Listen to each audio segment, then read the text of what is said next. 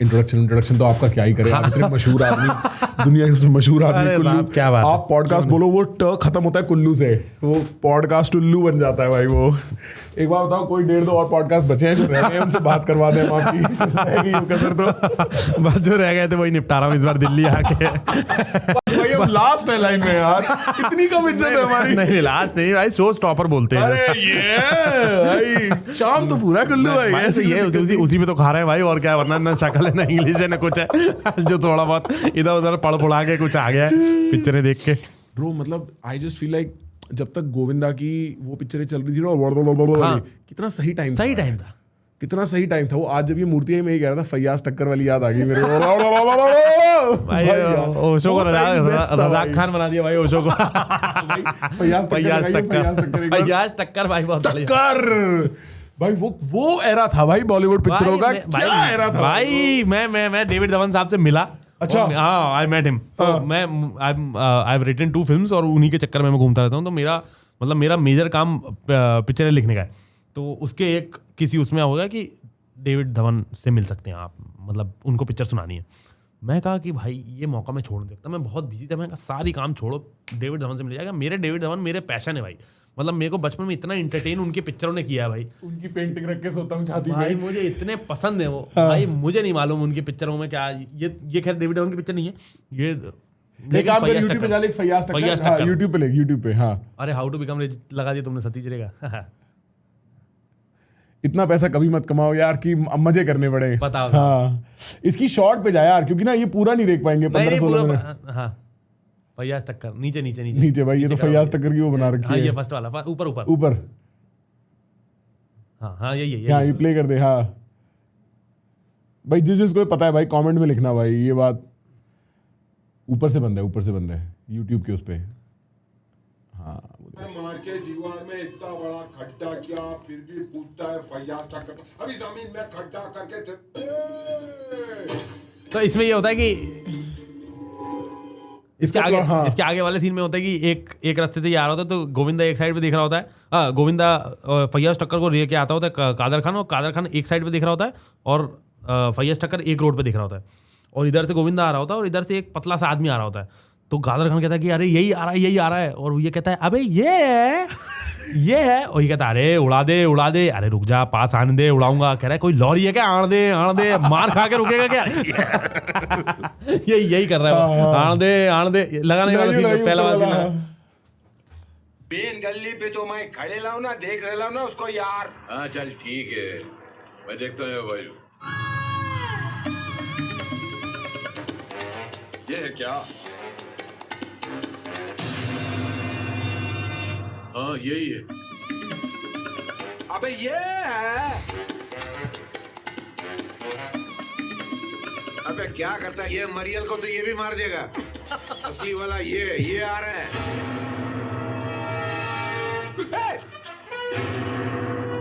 टक्कर बलवान, अच्छा मौका है, उड़ा दे उसको। सब्बूर बिड़ो, फैयाज टक्कर की स्पेशलिटी है टक्कर। अपन टक्कर मारेगा, गिराएगा आंधे। मरेला पुरता किसको बोला है? भाई ये क्रेजी टाइम था यार भाई, बढ़िया। दोपहर में जी सिनेमा पे देखो ये। भाई एक मिनट पॉज करिए भाई, मेरे को ना पता है, मतलब आप सोचो गोविंदा कितना interesting character as a hero, awkwardly dressed, कोई भी कलर कॉम्बिनेशन ना, कोई बॉडी, और मेरे को नहीं पता लुलू ये जो है, was this part of the script और did he invent this? ये इम्प्रोवाइज होगा यार। अबे खूब है, मरोड़े मुड़ुड़े, ये कैसे कोई स्क्रिप्ट में लिख सकता है? 10 on 10 फनी है। 10 on 10 लाइक आप कितनी बार भी देख लो, ये वाला पार्ट तो फनी लगता ही लगता है कि ये क्या सोचा है बंदे ने भाई, क्या टाइमिंग है कॉमिक। बहुत क्रेजी लेजेंड भाई। चलो अब ये पूरा सीन नहीं देखेंगे, आगे बात करते हैं। हाँ, आप डेविड धवन वाली बात सातरे से लेके डेविड धवन तक आ गया अपन, देखो साहब रेंज देख रहे हो आप। तो डेविड धवन साहब से मैं मिलने गया और मैं इतना बड़ा फैन, मैं कहा स्क्रिप्ट तो एक साइड करो, आप तो मुझे जरा किससे बताओ। हसीना मान जाएगी कैसे बनी, आंखें करके एक पिक्चर है जिसमें बंदर गाड़ी चलाता है। तो मैंने उनसे पूछा सर वो बंदर कैसे गाड़ी चलाता था? कह रहे यार वो बंदर मद्रास से आता था, चेन्नई से, और वो इतना ज्यादा अपने मालिक की बात सुनता था कि उसको अगर वो मालिक उसका एक तो वो बंदर बियर पीता था। कह रहे वो बंदर को हम लोग शाम को बियर पीते थे, उसको एक गिलास देते थे तो वो पी लेता था। ये किस टाइप की, वो कौन सी मूवी में होता है ये? हैंगओवर वो बंदर भाई वो बियर पिलाता था और फिर उन्होंने बताया कि मेरे को कि मतलब ये सेट पे बंदर को दारू पिला दी। अब पता नहीं पिला दी कि नहीं पिला दी, मैंने सिर्फ कहानी सुनी। तो आई डोंट क्लेम पीटा, सॉरी WWF। तो मतलब उनने बोला कि वो पीता था, अब उनने पिलाई कि नहीं पता नहीं मुझे। तो उनने बताया कि वो जो बंदर उसको उसका मालिक जो है वो ऐसा बोल देता था कि गाड़ी में बैठ के ऐसे कर दो, तो वो गाड़ी में बैठ के ऐसे कर देता था। अच्छा। तो वो जो पूरे गाड़ी के शॉट्स थे, वो गाड़ी प्लैंक पे चल रही है और वो अंदर से बंदर को बोल दिया ऐसे कर दे, बीच में से उसका मालिक कहता था कि ऐसे कर दे, तो वो गियर भी बदल देता था। भाई दैट्स वाइल्ड। भाई क्या ट्रेन क्या होगा बंदर को यार, वो कह रहा वो बहुत ही अलग, वो बता दे कि बहुत ही मस्त किस्म का एक बंदर और था वो। मूवी में भी तो ऐसा कुछ है कि बंदर गाड़ी चलाता है जिसमें अजय देवगन और आमिर खान है शायद। वो तो इश्क है। इश्क उसमें भी है ना ऐसा कुछ सीन? उसमें भी ऐसा सीन है। इश्क भी बहुत फनी पिक्चर है यार। उसमें भी भाई ये अपने इनका नाम कादर खान कह रहे हो? कादर खान नहीं, इनका नाम क्या है यार, फैयाज टक्कर का असली नाम मैं बोल रहा हूँ, रज़ाक खान।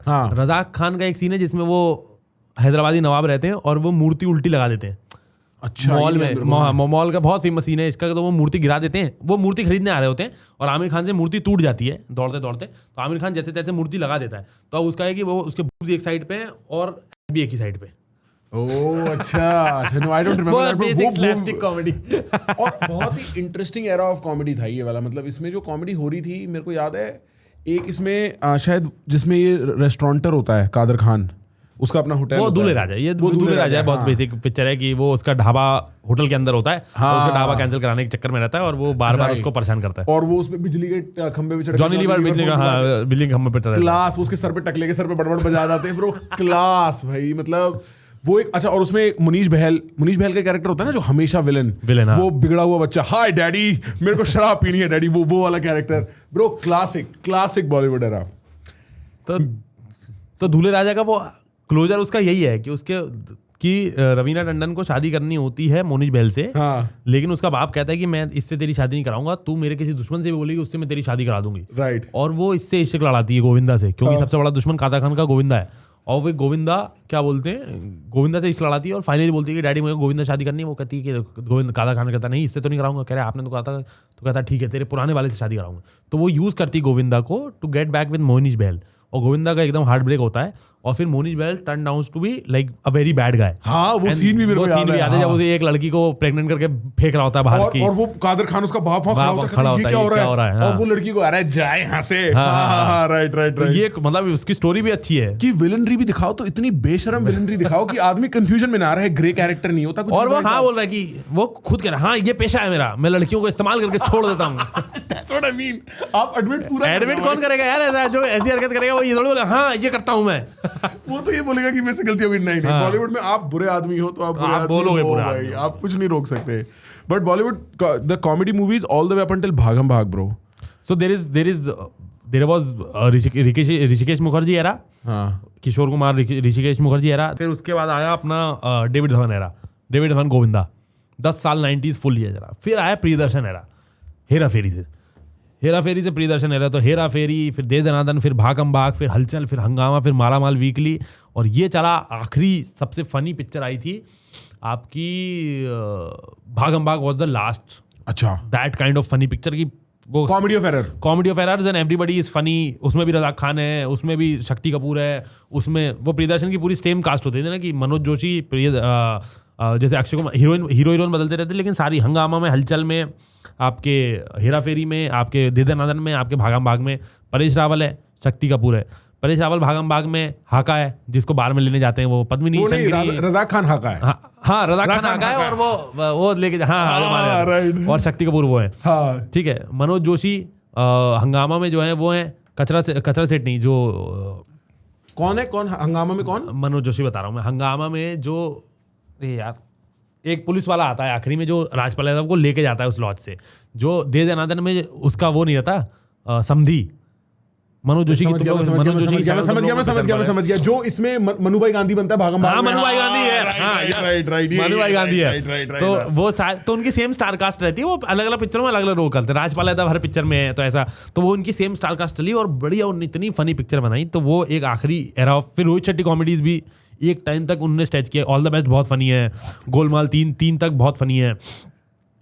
तो वो चल रहा था। फिर अभी तो बॉलीवुड में कॉमेडी मूवीज थोड़ा कम है। ऑल द बेस्ट में रघुनंदन दास गोवर्धन दास वाकवले वाकवले कैरेक्टर है भाई वो। उनका नाम क्या है? उनका नाम संजय मिश्रा। संजय मिश्रा। उनका सबसे बेसिक जोक है, वो आते हैं तो अब वो गरीब आदमी है जिसकी लॉटरी लग गई है, तो अब वो अमीर बिहेव कर रहा है। हाँ। तो वो आया बंगला लेने किराए पे, 2 लाख रुपए में वो पूरा विला किराए पे लेने आ गया है, मतलब जिसमें आपको 2 के नहीं मिल रहा बॉम्बे में, उसमें भाई विला ले रहे थे वो गोवा में। ठीक है साहब, ये भी दुनिया देखनी है।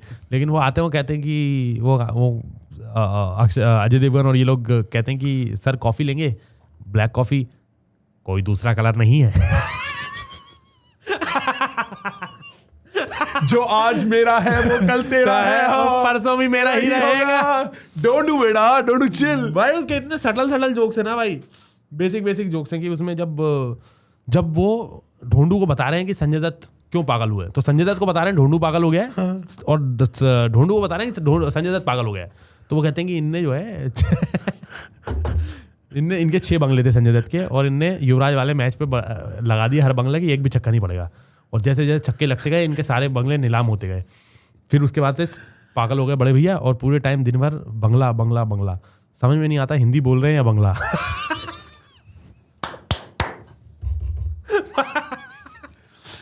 भाई मैं कहा यार ये कैसा जोक है यार ये, और अच्छा इस पर लाभ भी नहीं आता, लोग हंसते भी नहीं, लेकिन मेरे दिमाग में स्टक है ये जोक कि सुबह शाम दिन रात बंगला बंगला बंगला। और वो तो बेसिक जोक्स हैं उसका कि कितनी चीनी लेंगे, कह रहे कितनी चम्मच चीनी लेंगे, कह रहे चम्मच एक ही, चीनी 2 बार। हाँ। बट उनकी टाइमिंग बहुत काम करती है, बहुत टाइमिंग काम करती है यार। और हो सकता है वो एरा भी ऐसा हो कि वो जोक्स मेरे को तो अभी भी फनी लगते हैं। वो फन लगते हैं। आपने वो मूवी देखी है ढोल? हाँ ऑफ कोर्स। जीको ढोल इज आल्सो प्रियदर्शन। अच्छा हाँ, उसमें एक सीन है, तूने थूक वाला सीन देखा है? हाँ, जो जल्दी ऐसा नाम ले जो जल्दी आए, थूक। एक बार वो लगा भाई, वो सीन और उसकी टाइमिंग, और शर्मन जोशी और राजपाल यादव की एक्साइटमेंट, शर्मन जोशी का वो नॉन टॉप सीन, बहुत टॉप सीन है यार। मुझे लगता है कि धमाल ढोल एक टाइम धमाल एज कर गई। मैं धमाल हाँ दोबारा नहीं, सही कह रहे हो आप। पर ढोल ये सेकंड वाला 17 सेकंड वाला हाँ। नाम क्या रखेंगे अपनी रंगों की दुकान का? Collage of colours. अबे फिरंग, कुछ ऐसा होना चाहिए जो फटाक से मुंह से निकले। यार कैसे सोच सकते हैं यार ये ऋतु मातन ढमढेरे, क्या ढेरे ढमढेरे। थूक भाई। आपने वो देखी है 1 2 3?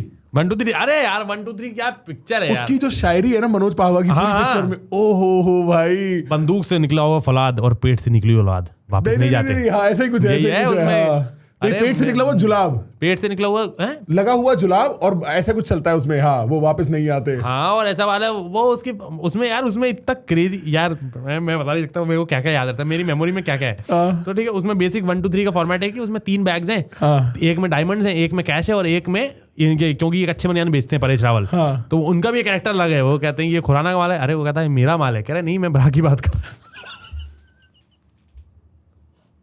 ये कैसा जोक है यार, ये कैसा जोक है। शक्ल देख के साइज बता देता। हाँ ठीक है, इतने ऐसे। और उसमें क्या होता है आखिरी में क्या होता है कि हाँ एक बैग में बम है, एक बैग में डायमंड्स है, और एक बैग में कच्चे बनियान है, तो उनके बैग एक्सचेंज हो गए। तो वो लोग भागते हुए आते हैं, तो परेश रावल के पास अपना कच्चे बनियान का बैग रहता है, और दौड़ के आते हैं ये लोग, कुछ लोग उनको पकड़ने की, सर आपके बैग में बम है, आपके बैग में बम है। वृजी शिरजी और संजय मिश्रा का कैरेक्टर है, पापा बैटरी उल्टी लगा रखी है, वो वाला। वो कहते नहीं आपके बैग में बम है, कह रहे बम, मेरे बैग में कोई बम नहीं आ रहा है, हमारे बैग में कोई बम नहीं है, कह रहा है आपके बैग में बम है, कहता है अच्छा मेरी बैग में बम है। वो खोलता है जिप, ब्रा निकालता है, तो विजय शिरजी कहता है ये तो बम का कवर है।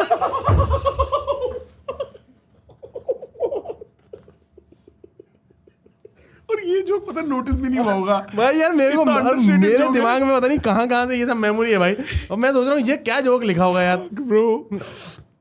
उसमें जो पापा डिमेलो यादव, पापा ठीक है, डिमेलो यादव उर्फ पापा भाई, उसके ऐसे जोक्स हैं। उसमें क्या होता है कि Sunil Shetty is a assistant to somebody, ठीक है, तो वो परेश रावल उससे पूछता है कि अरे ये तेरा जो डिमेलो है इसकी कोई औरत नहीं है क्या? कहता है नहीं, तो उसको लगता है असिस्टेंट की बात कर रहा है, तो कहता है नहीं सर उनकी तो 2 औरतें हैं। कहता है 2 औरतें और एक आदमी भी रखा हुआ है। भाई डिमेलो कैसा आदमी होगा?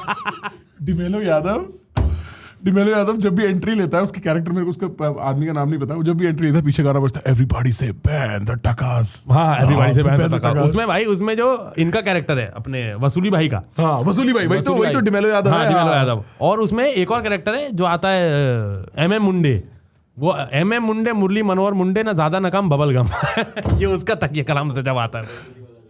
हाँ अच्छा हाँ, लड़की से पैसे लेना था। अच्छा। कह रहे अरे मेरे तो मुंडे मेरे पैसे ले जाएगा। कह रहे मुंडे नहीं, MM मुंडे मुरली मनोहर मुंडे ना ज्यादा ना कम बबल गम ऑफर करता है। एक ना 1 2 3 का सीन है जहाँ उसे वो लड़की छेड़ना सिखाता है, वो वाला सीन याद है? अरे यार वो चलती क्या फिर उसके बाद हाँ चल रहा लड़की कहती है वो लड़की कहती है तेरे कमरे में या मेरे कमरे में उसकी फट जाती है, गुंडे की फट जाती है, गुंडे ही करने जाता है, फट जाती है उसकी, फिर उसको पिटवा देते हैं कुछ, वो डिस्ट्रैक्शन क्रिएट कर देते हैं। अरे यार वो बहुत ही उसकी इन्हीं की फट जाती है, वसूली भाई की फट जाती है। वसूली भाई की फट जाती है भाई। वसूली भाई भी क्या कैरेक्टर। वो अरशद वारसी का सीन जहाँ अरशद वारसी उसे कहता है धमाल में कि नहीं, धमाल नहीं, कौन सी गोलमाल में, कि यार आपकी चाल बस। हाँ, तो फिर उसको चलना सिखाता है। टॉप गोलमाल भी टॉप मूवी, गोलमाल में टॉप मूवी भाई। गोलमाल मेरे को 3 भी बहुत पसंद है, मेरे को 2 भी बहुत पसंद है। 2 इतनी मेटा है ना, मेरे को इतनी पसंद है। वो 2 को लोगों ने पसंद नहीं किया, मेरे को बहुत पसंद है। उसमें कुछ ऐसे इनसाइड रेफरेंसेस रहते हैं ना, बहुत इन्हीं के यूनिवर्स के। इन्हीं के रेफरेंसेस के बहुत सारे जोक्स रहते हैं कि उसमें वो ऑफिस में जाता है, उनका अजय देवगन के ऑफिस में जाता है तो शर्मन जोशी की फोटो लगी रहती है, कह रहे ये थे। राइट बट वो era था ब्रो। मैं उसके बाद से मैंने इतनी कॉमेडी एंजॉय नहीं करी। इनफैक्ट कभी भी अगर मैं अपने पुराने दोस्तों से मिलता हूँ ना तो मन करता है यार यही मूवी भी लगा के चिल करते हैं साथ में बैठ। मैं तो बहुत मजा आता है भाई। हम लोग तो यार इवन तो मैं और मेरा फ्लैटमेट हम लोग तो 2-3 बार हमने हमशक्ल देखी और हमने रियलाइज किया कि it is not that unfunny also, it was funny. Humshakal यार, एक हमशक्ल एक साजिद खान की पिक्चर है। उसमें क्या है कि उसमें सैफ अली खान, रितेश देशमुख एंड राम कपूर, ओके, इनके 3 लोगों के 3 ट्रिपल रोल है, ठीक है, मतलब 9 आदमी हो गए। 9 आदमी है और वो कहीं भी इधर उधर जा रहे हैं, कहीं कोई किसी में आ रहा है, तो अब पिक्चर आपकी आउट हो चुकी है, आप कनेक्ट कर ही नहीं पाओगे पिक्चर से, लेकिन बस गैग्स चले जा रहे हैं। अब आप सोचो कि कौन सा वाला सैफ अली खान है, किस में आ गया है, क्या हुआ। इस पिक्चर का गाना है खोल दे दिल की खिड़की, खोल दे दिल का डोर लगा, वो इनको इमेजरी देखनी चाहिए वो गाने की। खोल दे दिल की खिड़की, खोल दे दिल का डोर। अब द बेल्ट है ना तभी तो पसंद है। Oh my fucking God, dude. Oh my God. भाई राम कपूर जितनी अब वेट लूज करके वो कर चुके हैं, तुम कहाँ ले गए उनको भाई? मेरे को पता है इससे क्या याद आ रहा है? शर्मन जोशी और अरशद वारसी वो बबली बन के जाते हैं। Oh my God, dude. तो भाई ये पिक्चर है। क्या पोहे मंगा ली क्या? हाँ भाई। अरे पोहे सॉस क्या वक्त दी है भाई ये क्या है? मैंने इनको बोला भाई पोहा मंगाओ पर ऐसे मंगाओ कि आदमी को बुरा लगे देख के। भाई लग गया बुरा है भाई, ये क्या है? ये तो भाई ब्लास्फेमी है भाई, ये क्या है ये? एक तो पोहे Exactly what I was intending. पोहे भी खराब है, टमाटर डाले हुए पोहे में, पोहे ने अब मैं भोपाली बोलने लगूंगा।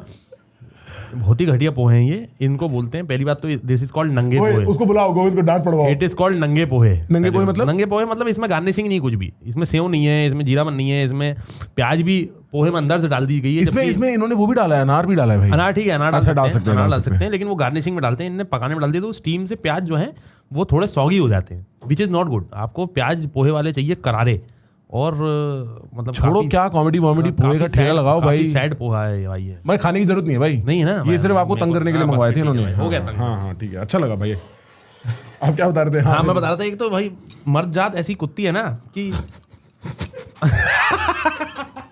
भाई ठीक ठाक होती है। हाँ मर जात। हाँ कोचिंग में 10th क्लास में कोई लड़की आती होगी जिससे आपने बात भी नहीं की है, आप देखते थे उसको, फिर वो चली गई, आप मिले भी नहीं 10 साल से उसकी शादी की फोटो पे मुझे बुरा क्यों लग रहा है? मेरा क्या क्यों लग रहा है? मेरे को लग रहा है रह गए यार, अपन छूट गई। मैं भी हो सकता था यहाँ पे, जबकि मेरे को रहना भी नहीं था। अभी अगर वो बंदी कभी बात भी नहीं हुई है, कभी बात भी नहीं हुई, वो बंदी 2 दिन पहले से मुझसे पूछे कि कुल्लू तुमको मुझसे शादी करनी नहीं करनी, लेकिन दूसरा खुश है तो बुरा लग रहा है। कोई और लड़का सुंदर लड़की ले गया जिंदगी में, एक और सुंदर लड़की जो है, और फिर मन में आएगा इसको वो तो खैर साहब आप वो तो है ही, वो तो आप करते होंगे। आप जब ब्रेकअप करते हो तो आपका एक्स गर्लफ्रेंड आपकी जब वो नया बंदा डेट करती है, उससे घटिया जिंदगी में कोई बंदा नहीं हो सकता आपके लिए। भाई है ही नहीं, मैं लिख के बता दूंगा, काटना पड़ेगा पर लिख के बता दूंगा। ये बात सच है भाई। मतलब ऐसा क्या हुआ बहन नहीं तुम्हें वहां जाना पड़ा? स्टैंडर्ड इतने, और आप हर चीज जज कर रहे हो। आप लड़की की प्रोफाइल पे जा रहे हो, अगर मॉल में फोटो लगे, मॉल में फोटो खिंचाते मॉल में फोटो खिंचाएंगे, पता वेलकम बड़ी नहीं हुई, मॉल में फोटो खिंचा रही है। क्या वो खेत में फोटो खिंचा रहा है, खेत में फोटो खिंचा रहा है, कोई जगह खिंचवाने की क्या तरीका है? 90% चीजें मैंने आशिकी के लिए की है, तो मेरा हाँ Cheers. तो साहब मेरे जीवन में 3 women I loved, like I had like massive crush on them. Can you name them? No, of course not. हाँ ठीक है, sorry भाई. All of them are like close friends now.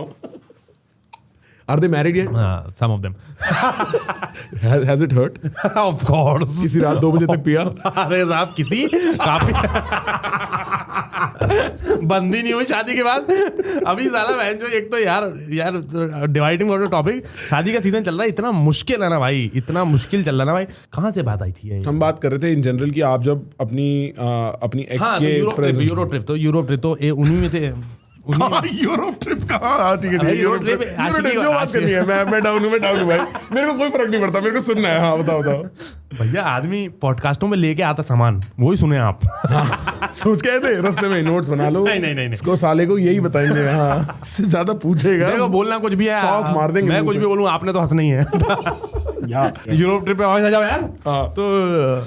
तो भाई जो उन तीन बड़ी क्रशेज में से एक सेकंड नंबर की क्रश है, वो हो चुका, पूरा आर्क खत्म हो चुका है कि मुझे प्यार है और उनको नहीं है और वो सब चीज़ें, और हो गया 10 ईयर्स पुरानी बात है ये, 8 साल पुरानी बात है जब ये पूरा आर्क खत्म हो चुका है। अब हमारी सिर्फ दोस्ती है, लेकिन उनका अभी भी अगर उनका टेक्स्ट भी आता है, उनका मैसेज आता है, मेरे घुसबम से, और मैं एकदम वो हूँ कि ओह ना बात करनी पड़ेगी। तो उनने बोला कि भाई, तो वो थी किसी कंट्री में पढ़ रही थी, उनने मेरे को बोला कि अपन यूरो ट्रिप करते हैं। मैंने कहा कि भाई मुझे कोई तब तक ट्रैवलिंग का शौक ही नहीं था और मैं ऑलरेडी ऑलमोस्ट हेट करता था ट्रैवलिंग को। उन्होंने यूरो ट्रिप करते हैं, मैंने कहा ठीक है साहब, डन, आप जो बोल रहे हैं डन। उन्होंने बोला ठीक है, ये यहाँ चलेंगे, अपन बैक पैकिंग करेंगे, ये 6 कंट्रीज उन्होंने आइटनरी मंगाई है, ठीक है। अब वीज़ा अप्लाई कर दिया और मैंने सबको बताना चालू कर दिया जहाँ भी जा रहा हूँ कि मैं तो जा रहा हूँ यूरोप, मैं तो जा रहा हूँ यूरोप, मैं तो जा रहा हूँ यूरोप। उनका वीज़ा कैंसिल हो गया, उनका कैंसिल हो गया। मैंने कहा अब मैं इतनी झांकी बना चुका हूँ यूरोप की, अब मुझे जाना ही पड़ेगा यूरोप। तो मैं अकेला चला गया और मैं 22 दिन अकेला रहा हूँ। तो वो जो आइटनरी हमारी 3 लोगों की बन रही थी, तो हम 3 लोग हो गए थे आखिरी में प्लान करते हैं, उन दोनों का वीज़ा कैंसिल हो गया और आखिरी में बचे हम बचे। और हमने भाई साहब 22 दिन अकेले यूरोप में जो जीवन जिया है, और वो एकदम proper back packing trip, hostels में रुक रहे हैं, गर्मी वाले, ट्रेन ले रहा हूँ, कहीं भी सो जा रहा हूँ, कुछ भी उठ रहा हूँ, कुछ भी खा ले रहा हूँ। और एज अ वेजिटेरियन तो आपके दिमाग में प्रेजुडिसेस इतने रहते हैं कि भाई बाहर खाना मिलेगा कि नहीं मिलेगा। यूरोप में जितने मैकडॉनल्ड्स में या बर्गर किंग में वेजिटेरियन ऑप्शन हैं, उतने तो इंडिया में नहीं है। वो वीगन मूवमेंट की वजह से उनको वीगन्स को वैसे मैं ज़्यादा इज्जत नहीं करते, मतलब इंडिया में तो ठीक ठाक नहीं करता इज्जत, लेकिन बाहर जाके मैंने सल्यूट किया उनको कि आपने कुछ तो फायदा किया दुनिया का। तो आप वेजिटेरियन लोगों के लिए भी अच्छे ऑप्शन थे। तो मैं इतना खाया, इतना घूमा। मैं सुबह उठता था, मन करता था मेरा आज चलो बेल्जियम, और ट्रेन में बैठे बेल्जियम, आज सुबह उठो आज चलो जर्मनी। फिर ये लोग मिल गए सब, तो 12 कॉमेडियंस जर्मनी में मिल गए। क्या कर रहे थे साहब? सब लोग टूर कर रहे थे, कुछ लोग टूर कर रहे थे। गौरव कपूर साहब वो टूर पे थे, तो वो मुझे एम्स्टर्डम में मिले। उन्होंने बोला एम्स्टर्डम में हूँ, आ जा। मैं तो मैं एम्स्टर्डम चला गया। एम्स्टर्डम में मिले हम लोग, आधे घंटे में हम लोग वैसे बात करते हैं कि भाई नए शहर में आए तो डिस्कस करेंगे, देखेंगे डच कल्चर क्या है। आधे घंटे में नान और तंदूरी रोटी पे आ चुके थे हम और खा रहे थे। और हमको मन कर, एक आदमी ने हमको बोल दिया कि यहाँ एक आदमी बाल काटता है बहुत बढ़िया। तो हम लोग कॉन्टम्पलेट करें कि एम्स्टर्डम में बाल कटवा लें तो कैसा रहे। फिर हम लोग एम्स्टर्डम घूमे। तो गौरव कपूर भाई अपना पूरा टूर कर रहे थे और उनके कजिन्स भी थे जो उनके ब्लॉग्स में आते हैं, नोनो। तो वो लोग साथ में थे और फिर हम भी घूमने लगे उनके साथ में। तो यहाँ से थोड़े लोग हो गए। फिर गुरलीन, फिर ये बात हुई कि अब इतने साल राहुल दुआ भाई भी जर्मनी में थे, वो ट्रिप कर रहे थे, मैं भी ट्रिप कर रहा था। मनन देसाई, ये गुजराती कॉमेडियन हमारे दोस्त, मनन देसाई, शाउट आउट ब्रो। मनन देसाई बहुत बढ़िया आदमी, मस्त आदमी, फनी आदमी, बहुत फनी आदमी। वो ट्रिप कर रहे थे, अपना गुजराती टूर कर रहे थे। उनने बोला मैं भी यहीं हूँ। कुशा लंदन में थी, thank you for coming promote कर रही थी। उनने बोला मैं भी आ जाती हूँ, आई विल टेक अ ले ओवर इन म्यूनिक, तो डन करते हैं। तो ऐसे करके हम लोग 12 लोग हो गए कॉमेडियंस, और हम गए अक्टूबर फेस्ट, जो कि बियर फेस्टिवल होता है। बवारिया उनका जो स्टेट है, उनका कल्चरल मतलब उनका वो है, वो फेस्टिवल है, और वो तैयार होकर जाते हैं लोग, और वो गजब का फेस्टिवल है। लेकिन वही है, वो फेस्टिवल तभी मजा आएगा जब आप लोगों के साथ जाओ। अकेले या 2 जन जाओगे तो उतना फन नहीं है उसमें, क्योंकि वो कम्युनिटी फेस्टिवल है। 2 फिर भी कॉम्प्लिकेट हो जाता है, 3 बहुत कॉम्प्लिकेट हो जाता है, क्योंकि अपनी वाइब में अंदर चले जाते हो। एक आदमी अगर अकेला हो ना तो उसको कोई ना कोई ग्रुप अब्जॉर्व कर लेता है। हाँ, ये भी है मेरा पर्सनल एक्सपीरियंस, क्योंकि मेरे साथ, मैं ना भाई जब मैं अमेरिका रहता था, मेरा एक दोस्त था, इंडिया रहता था, वो यूनाइटेड एयरलाइंस में काम करता था। वो तो यूनाइटेड एयरलाइंस फ्लाई कर नहीं सकता था, तो वो अपने सारे पासेस मेरे को दे देता था। तो मेरी फ्लाइटें प्रैक्टिकली फ्री थी, कभी भी कहीं पे भी जाना हो मेरे को $100 $50 देना होता था। मैं इंडिया जब न्यूयॉर्क से न्यू दिल्ली फ्लाई करता था डायरेक्ट, मेरी $200 15,000 रुपये में आता था। ठीक है, तो मेरा सिस्टम बड़ा सॉर्टेड था। वो भी $15,000 रुपये का बिल अगले महीने आता था। तो मैं मेरे पास होता रहा कि भागने का मौका है पर कोई साथ चलने वाला मिले ना मिले कोई भरोसा नहीं है, तो मैं अकेले जाने लगा।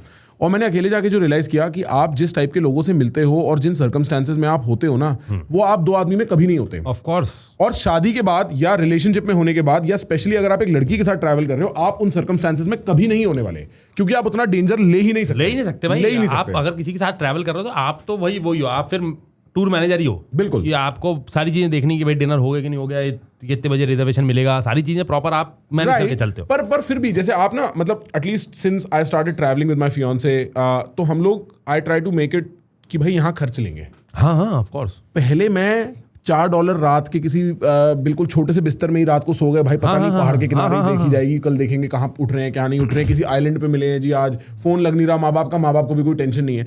तो तब आप सिंगल लाइफ में ये वाली जिंदगी जी सकते हो, उसके बाद ये जिंदगी जीना मुश्किल हो जाता है और दोस्तों के साथ ये वाला ट्रैवल करना बड़ा मुश्किल हो जाता है। पर ये कल्चर शॉक कितना इंटरेस्टिंग है। आप इसकी बात कर रहे थे अक्टूबर फेस्ट की, मैं भी कुछ दिन पहले अपने कुछ दोस्तों से बात कर रहा था, यूके में पढ़ाई करते थे वो, तो वो ना किसी को बता रहे थे जिसने बाहर पढ़ाई नहीं करी कि हमारे क्लासेस में ऐसा होता था वैसा होता था। 1 महीना मैं जब 18-19 साल का था, स्कूल के बाद समर स्कूल करने गया था लंदन स्कूल ऑफ इकोनॉमिक्स में।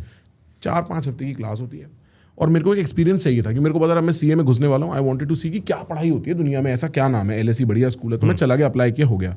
मेरे को याद है पहले हफ्ते में वीकेंड पे प्रोफेसर का ईमेल आता है कि सुनो अगर किसी को होमवर्क या असाइनमेंट से रिलेटेड सवाल है, मैं इस बार में मिलूंगा, कम इन फॉर ओपन आवर्स, हम बियर पियेंगे और बात करेंगे। मेरा तो दिमाग, मैं कह रहा हूँ भाई साहब कल्चर शॉक का लेवल समझो। हमारे यहाँ तो शराब को थूक की तरह देखा जाता है, गलत चीज है। वहाँ प्रोफेसर कह रहा है आ जाओ बियर पी लो। वो तो मैं 17 साल कुछ दिन का था, 18 का हुआ नहीं था, मैं घुस ही नहीं सकता था। पर मैं तो बिल्कुल शॉक हो गया यार कि कितना ओपन एनवायरनमेंट है इन चीजों को लेके। और मैं ये नहीं कह रहा इसका मतलब है शराब पीने लगा। अच्छा, वहां पे बहुत सारे लोग जो शराब नहीं पीते, लेकिन इसका मतलब ये नहीं है कि वहाँ शराब, वहाँ पे बहुत सारी चीजें, यहाँ पे मतलब एक एडोलसेंस वाले लड़के का पूरा आधा दिमाग इसी में रहता है कि पहली शराब कब पीऊंगा मैं, या पहला सेक्स कब करूंगा मैं। वहाँ वो पहली चीजें, मतलब मेजर चीजें वो लोग पहले ही सॉर्ट कर देते हैं। और मतलब यूरोप तो इतना ज्यादा मेरे को लगता है कि इतना बढ़िया जगह है, उनको भगवान ने कुछ अलग से भाई दिया हुआ है। वो उनका आर्किटेक्चर इतना सुंदर, उनका क्लाइमेट इतना बढ़िया, मैं तो जितने शहरों में घूमता हूँ, अब 9-10 कंट्री हो गई यूरोप की, बहुत ही अच्छा लगता है यार मुझे। तो मुझे लगता है कि मतलब इवन तो मैं ऑस्ट्रेलिया भी गया, ऑस्ट्रेलिया इतना मजा नहीं आया मुझे। अच्छा नहीं आया क्या? अरे ऑस्ट्रेलिया का गेम ये है कि अकेले ऑस्ट्रेलिया जाना सही नहीं है। क्योंकि 6 बजे के बाद सब घर, क्योंकि वो इतना ज्यादा फैमिली लाइफ को वैल्यू करते हैं। अच्छा। और लोग कहते हैं, पता नहीं ये भ्रांतियां चली हुई हैं कि भाई वेस्टर्न कंट्रीज में या बाहर वाली कंट्रीज में लोग फैमिलीज को टाइम नहीं देते या उनकी फैमिली स्ट्रक्चर सही नहीं है। भाई इतना स्ट्रॉन्ग फैमिली स्ट्रक्चर है। People are only thinking America, जब वो ये बोलते हैं they are only thinking America. हां, और अमेरिका में भी मतलब इट्स नॉट नहीं है, अमेरिका में इशू है थोड़ा, मतलब देखो क्योंकि अमेरिका में गया नहीं तो पता नहीं मुझे, पर एथनिसिटी है, ठीक है। अगर आप एक जूइश फैमिली में हो ना तो आप अपनी कम्युनिटी और फैमिली से रिलेटेड बहुत रहोगे, ठीक है। अगर आप एक ट्रेडिशनल फैमिली में हो, जैसे अमेरिका के 2 कोस्ट हैं, वो एलीट कोस्ट हैं, वेस्ट कोस्ट और ईस्ट कोस्ट। सारे अच्छे शहर आप देखोगे, सैन फ्रांसिस्को, LA दोनों इस तरफ, मायामी, न्यूयॉर्क, बॉस्टन सारे इस तरफ, बीच में एक शिकागो पड़ता है। शिकागो इज अ मेट्रोपोलिस, पर उसके अलावा बाकी सारा जो इलाका है वो उनका ना रूरल थोड़ा ऐसा इलाका है, तो वहाँ ट्रेडिशनल सिस्टम रहते हैं, वहाँ थोड़ा फैमिली को वैल्यू करते हैं। ओवरऑल अगर आप कंपेयर करो, जितना मिडिल ईस्टर्न लोग, लैटिन अमेरिकन लोग, चाइनीज और इंडियन लोग फैमिली को वैल्यू करते हैं, नहीं करते। पर हाँ भाई, मतलब वहाँ पे मैं बताता हूँ, इसको समझने का सही तरीका मैंने रिसेंटली समझा था। आप आपकी लाइफ देखो, हमारी लाइफ का मेजर थीम क्या रहता है भाई, कि हमारे माँ बाप ने हमें बड़ा किया, अब हमें उन्हें चुकता करना है, हमें उनकी सेवा करनी है। सही बात है, ठीक है, बिल्कुल सही बात। वहां पे 18 के बाद तो माँ बाप ऐसे ही हाथ छोड़ देते हैं और खुद चले जाते हैं रिटायरमेंट होम। हाँ। आपकी लाइफ का एडवेंचर ये नहीं है कि आपको अपने माँ बाप का ऋण चुकाना है। सही बात। आपकी लाइफ का एडवेंचर ये है, मेरे को कुछ महान करना है, मेरे को अपने आप को ढूंढना है, मेरे को अपने आप को ढूंढना है, मेरे को प्लेजर करना है, मेरे को कंजम्पशन करनी है। तो जो ये प्लेजर कंजम्पशन साइड में चले जाते हैं, इनके तो हाल भी खराब हो जाते हैं, शराब पीने लगेंगे, नशे करने लगेंगे। पर फिर ऐसी ही दुनिया में मार्क जकरबर्ग और इलॉन मस्क बनते हैं, जहां पे आदमी के दिमाग में टेंशन नहीं है कि भाई साहब हाँ घर वालों का क्या हो रहा है। अच्छा, नुकसान क्या है? मेरे को लगता है to a great extent America में डिप्रेशन जैसे इश्यूज हैं भी इसीलिए क्योंकि एक स्टेबल सोशल कोर नहीं है। हाँ, मैं समझ सकता हूं from living there for 6 years कि ऐसे मोमेंट हो सकते हैं कि अब मैं स्पाइरल कर रहा हूं और मेरे पास कोई बचाने वाला नहीं है, कोई इंसान ही नहीं है। सही बात है। और अगर उस टाइम पे मेरे दोस्त ना हो, भाई मेरे को एक बारी निमोनिया हो गया था, मैं हॉस्पिटल में, और भाई बहुत गंदी खांसी होती है निमोनिया में, ठीक है, बुखार 103, मैं हॉस्पिटल की वेटिंग चेयर में 4 घंटे बैठा हूँ, ना कोई दोस्त है अपना कहने को, ऐसे दोस्त थे पर गर्मी की छुट्टी में सब यहाँ वहाँ गए हुए थे, ना कोई दोस्त है अपना कहने को, ना कोई डॉक्टर है पूछने। घर छोड़ने का पहली बार आपको एहसास होता है जब पहली बार बीमार होते हो आप, तब आपको रियलाइज होता है घर छूट गया, कि जो खिचड़ी आ जाती थी बन के तुरंत तबीयत खराब होने पे, और जो गर्म पानी आने लगता था एकदम से, जैसी तबीयत खराब होते शाम तक घर वाले एकदम एक्टिव हो जाते हैं ना। आपके घर में कोई तबीयत खराब होती है परिवार में, तो बाकी आपको कभी अकेले बुखार नहीं होता, अकेले बुखार नहीं परिवार में, हाँ वहां पे आप बिल्कुल अकेले हो जाते हो। तो फिर है वहां पे एक फैमिली सेंस का अभाव है। इसीलिए मेरे को लगता है जैसे I think American weddings are very akin to an official relationship, कि भाई अब खत्म हो रहा है, डिवोर्स करो, आगे बढ़ो। 3 शादियां हुई है जी मेरी। हमारे यहाँ पे अच्छा है कि हम शादी को as a sacrament, as a sacred act देखते हैं। सही बात है। उसके नुकसान भी है कि डिवोर्स करना बड़ा मुश्किल हो जाता है बुरी सिचुएशंस में, but largely I like the fact कि हम लोग इतने रूटेड होते हैं हाँ अपने घर परिवार में। मैं जैसे शुरू में बोला कि कम्युनिटी बिल्डिंग से इतनी ज़्यादा आपको अभावों के बारे में कम पता चलता है, क्योंकि इंडिया में अगर आप बोलोगे कि जैसे इंडिविजुअलिज्म, मैं बहुत सपोर्ट करता हूँ इंडिविजुअलिज्म का, बट इंडिया जैसी कंट्री में और हम लोग जैसे बड़े हुए हैं, it's very tough to like, और जो वो सही है आप कि कम्युनिटी बिल्डिंग से, एक स्ट्रॉन्ग कोर होने से, एक जो मोहल्लेबाजी है हमारे यहाँ, हाँ, मोहल्लेबाजी इतनी जरूरी है। It is therapy, it is therapy. मतलब पुराने लोग, अब जैसे मेरी मम्मी है, अब मेरी मम्मी से मेरी बहुत लंबी लंबी डिबेट्स होती हैं कि मेरी मेंटल हेल्थ जब बिगड़ी तो मैंने उसको अलग तरीके से अप्रोच किया, और मेरी मम्मी की मेंटल हेल्थ उनकी जर्नी में, जिंदगी में जब उनने अलग तरीके से, उनने बोला मेरे पास यही था भाई, मेरे पास मेरे दोस्त थे, मेरा सोसाइटी में जो लोग थे मैं उनसे ही बात करते थे, हमारे पास वो ऑप्शन नहीं था। तो that's why you develop this safety nets around you, मोहल्लेज, कम्युनिटीज, लाइक बिल्कुल क्लब्स, रोटरी क्लब्स और ये क्लब्स, किटी पार्टीज और तो ये सारी चीजें जो है, it's just a social experiment. और ये तो एक्सपेरिमेंट है ना कि ह्यूमैनिटी सर्वाइव ही सोशल स्ट्रक्चर्स की वजह कही है। राइट। सेपियंस का वो चैप्टर मुझे इतना बढ़िया लगता है, जिसमें वो बताता है कि the only thing which separates us from other animals is that we can gossip. Right. Oh actually that's a very interesting point. मैं जब भाई पढ़ाई करने गया ना, तो मेरे को एक्चुअली कभी उम्मीद नहीं थी कि मैं विदेश वगैरह पढ़ाई करूंगा। मैं वो सीए वाले पाथ पे सेट था, ठीक है, बट फिर ये सर्कमस्टेंसेस होने लगे कि मेरे को ये नहीं करना। मैं गया, मेरे को पता नहीं था मेरे को पढ़ना क्या है। मैं सिर्फ इस मूड से गया था, जैसे आप कह रहे थे ना, मैंने कहा यार देखेंगे क्लास में बैठ के कि होता तो क्या है, यही नहीं पता, तो मैं कैसे डिसाइड करूं। अच्छा, अमेरिका की अच्छी बात ये आप ये कर सकते हो, 1.5-2 साल क्लास में बैठो, फिर डिसाइड करो आपका क्या मेजर होगा। तो मैं इवेंचुअली नैरो डाउन किया साइकोलॉजी, और साइकोलॉजी में भी एवोल्यूशनरी साइकोलॉजी, विच इज आप how has human evolution dictated the outer boundaries of thinking. कि भाई देखो, अब ऐसा है, बंदर से इंसान बनने के सफर में और उससे पहले के सफर में भी कुछ इंपेरेटिव्स थे कि ये नहीं हो सकता। आप शेर के सामने छाती नहीं चढ़ा सकते, शेर दहाड़ेगा तो आपको डर लगेगा, डर का फीलिंग ये है। इस टाइप के कुछ आउटर बाउंड्री है ह्यूमन थॉट में। और उस दौरान मेरे को याद है, उस रिसर्च में निकल के आया था काफी, gossip actually is probably the word is civilising force in society actually. कि अगर हम, अच्छी बात नहीं है, मैं ये नहीं कह रहा नेसेसरली अच्छी बात है, पर उसका ग्रे समझने की जरूरत है। जब 2 आदमी गॉसिप करते हैं, हम कहते हैं ये ऐसा है, तो इसको पता है ऐसा नहीं होना है, विच मीन्स कि वो अब ऐसा नहीं होगा तो हमारे ग्रुप का पार्ट होगा, विच मीन्स सिविलाइजेशन। तो अनऑफिशियल रूल इन्फोर्समेंट होती है गॉसिप से। Gossip could have been the reason कि लैंग्वेज डेवलप होने लगी, क्योंकि हमें इतनी बातें करनी है ना। और जब हम इकट्ठे होंगे तभी हम शेर से लड़ सकते हैं। हम लोग झुंड क्रीचर हैं, हम लोग अकेले वाले नहीं है। हाँ, और हम टूल्स क्रीचर हैं कि हमें टूल बनाने पड़ते हैं कुछ करने के लिए। तो उसके पीछे इन सब चीजों का बहुत बड़ा हाथ रहता है।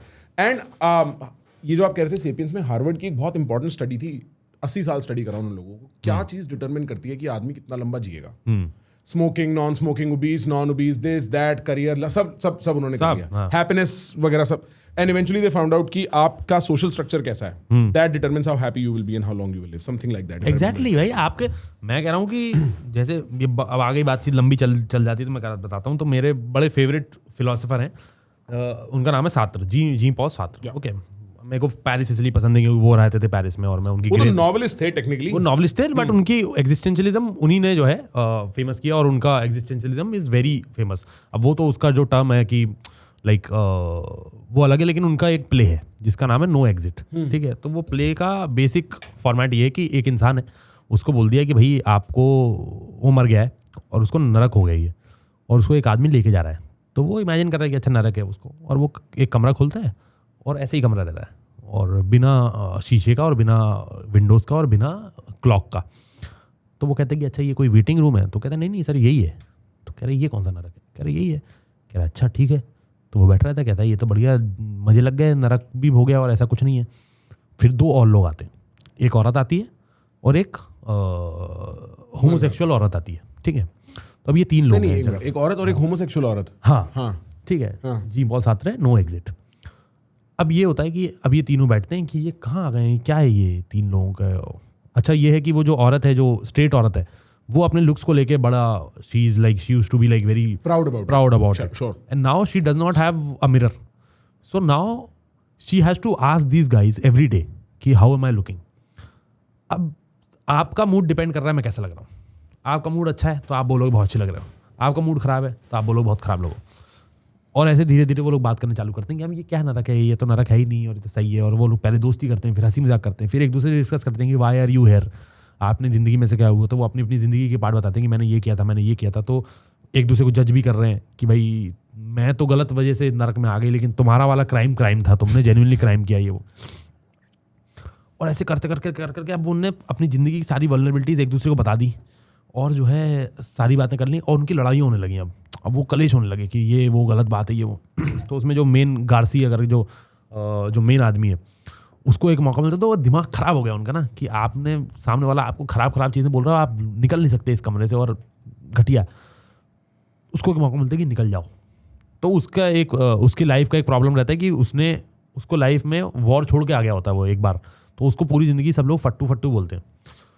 तो जब वो इससे बात कर रहा होता है जिस बंदी से, उनका प्रेम भी हो जाता है, जो स्ट्रेट बंदी और इसका प्रेम भी हो जाता है. तो वो प्रेम बंदी बोलती है कि सारी बातें ठीक है, प्रेम होता है तो उसकी तारीफ करती है कि नहीं यू आर ब्रेव और ये वो. और जैसी लड़ाई होती है कहती नहीं तुम थे तो फट्टू ही. हाँ.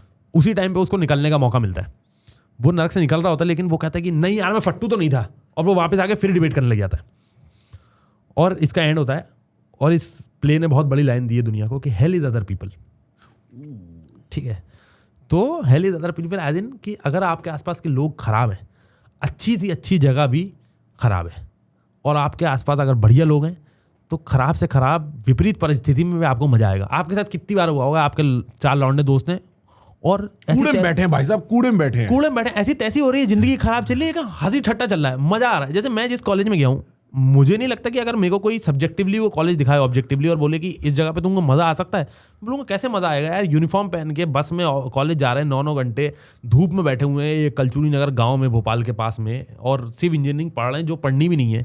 ये पूरा ओवरऑल इन्वायरमेंट है. क्या आपको ऐसी सिचुएशन में मज़ा आ सकता है? मुझे इतना मज़ा आया कॉलेज में क्योंकि हमारे 4 लड़के थे, बस दिन भर हंसी मजाक, एक दूसरे की बेइज्जती.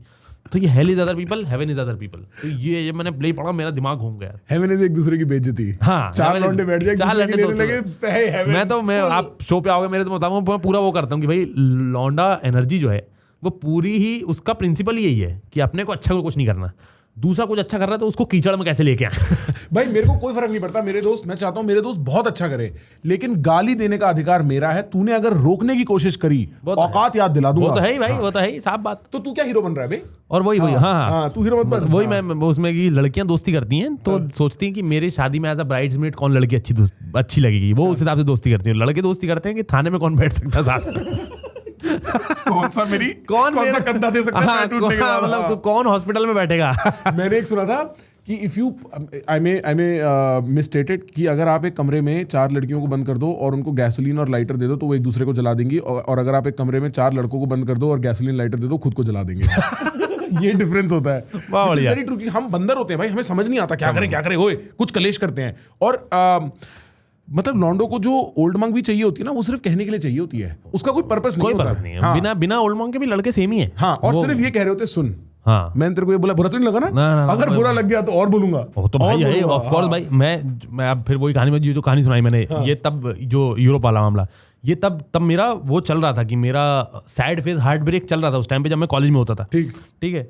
इन लोगों ने मेरी इतनी बेइज्जती करी उस बात पे लेके, उस कहानी को लेके सुबह शाम मुझे टॉन्ट करते. जबकि जनरली ऐसा होता है ना कि यार इसको इस बात का बुरा लग रहा है, ये नहीं बोलते, स्पेस देते हैं. वो सुबह शाम उसी बारे में बताए मेरे को कि क्यों क्या रहा फिर, और लाला के फोटो दिखाए मेरे को उसकी अपने बॉयफ्रेंड के साथ.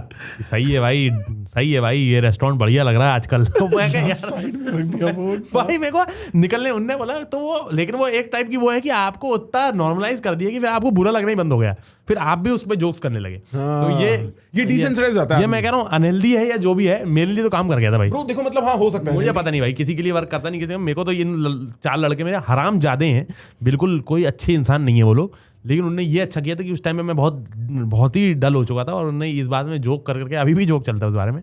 तो हाँ, जितना भी कच्चा रहता है, जो भी वल्नरेबिलिटी, जो भी घाव रहता है ना सेंसिटिव, उसको दबा के ऐसे कर करके आदमी कहता है नहीं हो रहा दर्द यार मत बोल, खत्म। Yes. चलो अब आगे बढ़ सकते हैं। तो आई हैव फाउंड कि jokes help you go to all these territories दोस्तों के बीच में जहां पे आदमी अदरवाइज जाता नहीं है। राइट। और जितनी देर आप बचाओगे उतने तो आपको डिपेंड करता है आपके दोस्त कितने कमीने। मतलब हमारे यहाँ तो we don't hold back on anything, जाना है तो जाना है भाई। मेरा जो कोर लड़के दोस्त हैं, एक मेरा मुंबई का लड़का ग्रुप है, लौंडा ग्रुप है, और एक मेरा कॉलेज का लौंडा ग्रुप है। तो वो कॉलेज का लौंडा ग्रुप भी एकदम बिल्कुल एकदम, और उनको तो वो कॉलेज के जो लड़के हैं वो तो पब्लिक आई में है भी नहीं। उनको कोई मतलब नहीं है व्यूज से, उनको कोई मतलब नहीं है, वो अपनी जो बात करते हैं वो करते हैं, उनका जो वर्ल्ड व्यू वो है। बिल्कुल भोपाल के हैं? नहीं, एक यूपी का है, एक बिहार का है। क्यों भोपाल में जो भोपाल में इंजीनियरिंग कॉलेज है वहाँ अलग अलग से लोग आते हैं। तो 2 MP के हैं, एक बिहार का, एक यूपी का है। वो प्रॉपर एक ग्रुप है और सिर्फ उसका एजेंडा ही बेइज्जती एक दूसरे की। कभी तारीफ करी ही नहीं, ठीक है, पूरे टाइम बेइज्जती। और तारीफ भी वो वाली मजे की, मस्त लग रहा है भाई आज तो।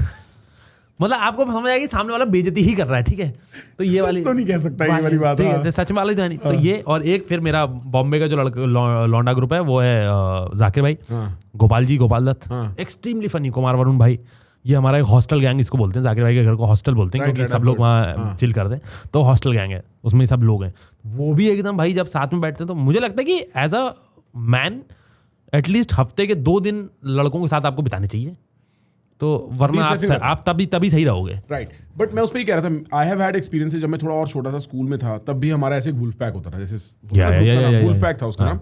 तो उसमें ऐसा होता था कि मेरे को रियलाइज नहीं हुआ, स्कूल से निकलने के कई साल बाद मेरे को रियलाइज हुआ कि यार वो जो बातें थी ना वो मेरे को चुभती थी, और उससे मैं अपना बिहेवियर चेंज करता था, और maybe not the best situation, right. तो I have had that, but now at a place where अगर मैं किसी चीज से छुप रहा हूं ना भाई, तो प्लीज बोल बोल के मेरे को डिसेंसिटाइज कर दो, वरना क्या मैं कब तक छुपूंगा यार अपने सच से, राइट। सो आई नो कि it can hurt you, but I think it is also therapy in a very weird way. मतलब your friends know better of you. अगर उनको पता होगा कि ज्यादा सेंसिटिव, जैसे लोगों को लगता है कि लड़के सेंसिटिव नहीं है, लेकिन लड़के जब सही जगह सही टाइम पे सेंसिटिव होते हैं। उनको जब पता है कि जो चीजें, जैसे मतलब मेरे जो जितने भी लड़के फ्रेंड्स, मेरे जो लौंडे हैं जितने भी, वो मतलब जब रियली मेरी लाइफ में डल फेज आया, उनको रहा कि यहाँ पे सपोर्ट देना, तो उन्होंने सपोर्ट भी दिया है। ऐसा नहीं कि, और मुझे नहीं लगता कि मैं उनके बिना इतनी चीज़ें कर पाता, और इनके बिना तो फ्रेंड्स, मुझे लगता है कि friendship is the best structure of society. हाँ, एक सोशल लेवल पे I can see that. Social level पे मुझे लगता है कि फ्रेंडशिप्स आर लाइक, हम सार्ट्रा की बात कर रहे थे, मेरे को याद है मेरे पापा कहते थे,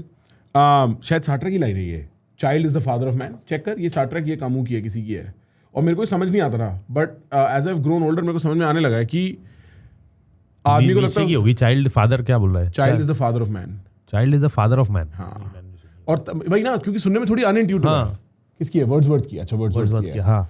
और इसका मेरे को सुनने में बड़ा it sounds very unintuitive, but the idea is effectively, जब एक बच्चा बड़ा हो रहा होता है ना, जितना वो अपने बाप को सिखाता है कि किस तरीके से क्या सही है क्या गलत है, that is in a way the father of man, right. कि उस बच्चे का बच्चा होना ही it is like a fatherly instruction to you, कि भाई मैं ये कर सकता हूं, मैं ये नहीं कर सकता। आई थिंक बढ़िया बात है। The way it works is कि अभी तो हम कुछ भी कर दें, हमें रात को खुद को शीशे में देखना है, हम एक्सप्लेन कर देंगे, कल को हमें अपने बच्चों की आंखों में देखना है। सही बात। And that begins to change your behaviour. I think that is what he was trying to pass on, at least that's how I understood it, and I think it's so profound. और एक और सार्ट्रा की बात मेरे को याद आ रही थी जब आप बता रहे थे, जब मेरी मेंटल हेल्थ थोड़ी डगमगाई थी, मेरे को एंजाइटी वगैरह रहने लगी थी, तब ये मेरे सिलसिले में कहीं मेरी आंखों के सामने आया था। सार्ट्रा कहता है कि when you are standing at the edge of a cliff, you are not afraid that the cliff will betray you and you will fall. बिल्कुल सही बात। You are afraid that you might jump, and that is called anxiety. Exactly. कि जब हम किसी as पे खड़े रहते हैं और हम नीचे देखते हैं, वो जो डर लगता है, वो डर ये नहीं है कि मैं गिर जाऊंगा, वो डर ये है कि मैं कूद जाऊंगा।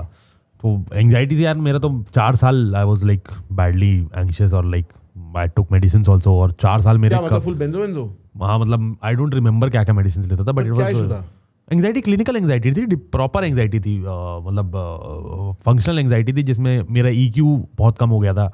आई कुड नॉट टेक डिसीजंस, कि मतलब मेरे को रियली याद है कि उस टाइम में मैं डिसीजंस नहीं ले पाता था, कि मेरे को मैं एयरपोर्ट पे उतरा हूँ, या तब तो एयरपोर्ट नहीं था, तब तो रेलवे स्टेशन पे आता था, तो स्टेशन से उतर के कैब करनी की, ऑटो करनी है, इसमें 15-15 मिनट जा रहा है, डिसीजन नहीं ले जाते, सेल्फ में, और आदमी इतने बेसिक डिसीजंस में घबरा जा रहा है, पसीना हो जा रहा है, ले नहीं पा रहा है। एक ही थॉट है, तो मेरी एंग्जाइटी वो वाली थी कि एक ही थॉट आपका लूप ही लूप में चल रहा है, एंड यार like you are imagining the worst possible scenarios of your life, extreme, सीधा एंड तक जाता है, and that scenarios have become your reality because you've been thinking about that all the time. So the worst possible imagery of yours is now your imagery of yourself. मतलब आप वैसे ही सोचने लगोगे कि मैं वही इंसान हूँ, और ये आप ही सोच रहे हो बस, आसपास के लोग सब सही हैं, और वो थॉट चला जा रहा है. तो कभी कभार तो मतलब वो जब एंग्जाइटी का मैं फेस चला उसमें मतलब बहुत टाइम तो ये हुआ कि मैं नींद से उठ रहा हूँ और थॉट ऑलरेडी चल रहा है दिमाग में. यही जो भी बीट डाउन थॉट है, कोई भी थॉट, एक लूप में थॉट आ गया, वो लूप में चला, आप उस लूप से नहीं निकल पा रहे, दिन भर बीत जा रहा है. तो एंग्जाइटी में जब भी होता है भाई, एंग्जाइटी में आप एक बिस्तर पे पड़े हो, आप लूप से ही नहीं निकल पा रहे, आप कैसे वो थॉट ब्रेक करो. तो वो एंग्जाइटी का वही होता है कि भाई वो लूप ब्रेक करो, तभी होगा. या तो आप दोस्तों के साथ जाके बैठो, या थेरेपी में भी लूप ब्रेक होता है, या आप और चीज़ें करो, अरोमा थेरेपी करो, आप मेडिटेशन करो. तो मैं एक बार मेडिटेशन किया, मेरे को मेडिटेशन का बहुत शौक है, मेडिटेशन से और ट्रिगर हो गया. शुरू में ट्रिगर होगा क्योंकि एक साथ फटके निकलेगा, एक साथ मेडिटेशन में मैंने और सोच लिया उस बारे में, तो वो जो लूप थोड़ा बहुत क्लोज हुआ था वो और चालू हो गया. तो वो 4 साल वो इंदौर में मैं रहता था, तो बहुत खराब स्थिति में मैं टर्न ले नहीं पाता था. मतलब मैं इतनी एंग्जाइटी में डिसीजन टर्न नहीं ले पा रहे. आप गाड़ी चला रहे हो, आप टर्न नहीं ले पा रहे, और जबकि I had been driving, I had been doing all my stuff. लेकिन जब वो आपकी मेंटल हेल्थ एक प्रॉपर इलनेस है, वो जब जाता है तो जाता है. Can I ask you exactly what was the trigger for something like this? I think over information. I still don't know absolutely कि exactly. Did it just happen one day or gradually? नहीं, it started happening मतलब during my college years, because I was doing so many things. So because I was doing so many things, so I was talking to a lot of people and like पैसों को लेके anxiety है, career को लेके anxiety है. तो कोई भी चीज़ मेरे जीवन में certain नहीं थी कि मैं सारी चीज़ों में वॉज फ्लोइंग इधर उधर, कि पता नहीं पैसे आएंगे कि नहीं आएंगे, पता नहीं ये करियर बनेगा नहीं बनेगा, पता नहीं कॉलेज में मार्क्स आएंगे कि नहीं आएंगे, पता नहीं ये रिलेशनशिप चलेगा नहीं चलेगा. जो जब आपके ज़िंदगी में इतने पता नहीं है, तो आप पूरे टाइम एक कांस्टेंट स्ट्रगल में रहते हो सोचने की. आपको लगता है दिमाग से आप एक्सेस कर लोगे, पूरे टाइम आपको लग रहा है कि ये कल होगा कि नहीं होगा, ये कल होगा कि नहीं होगा. और फिर जब मैं पहली बार भोपाल से इंदौर मूव हुआ, तो उसमें और कुछ अनसर्टेनिटीज बढ़ गई.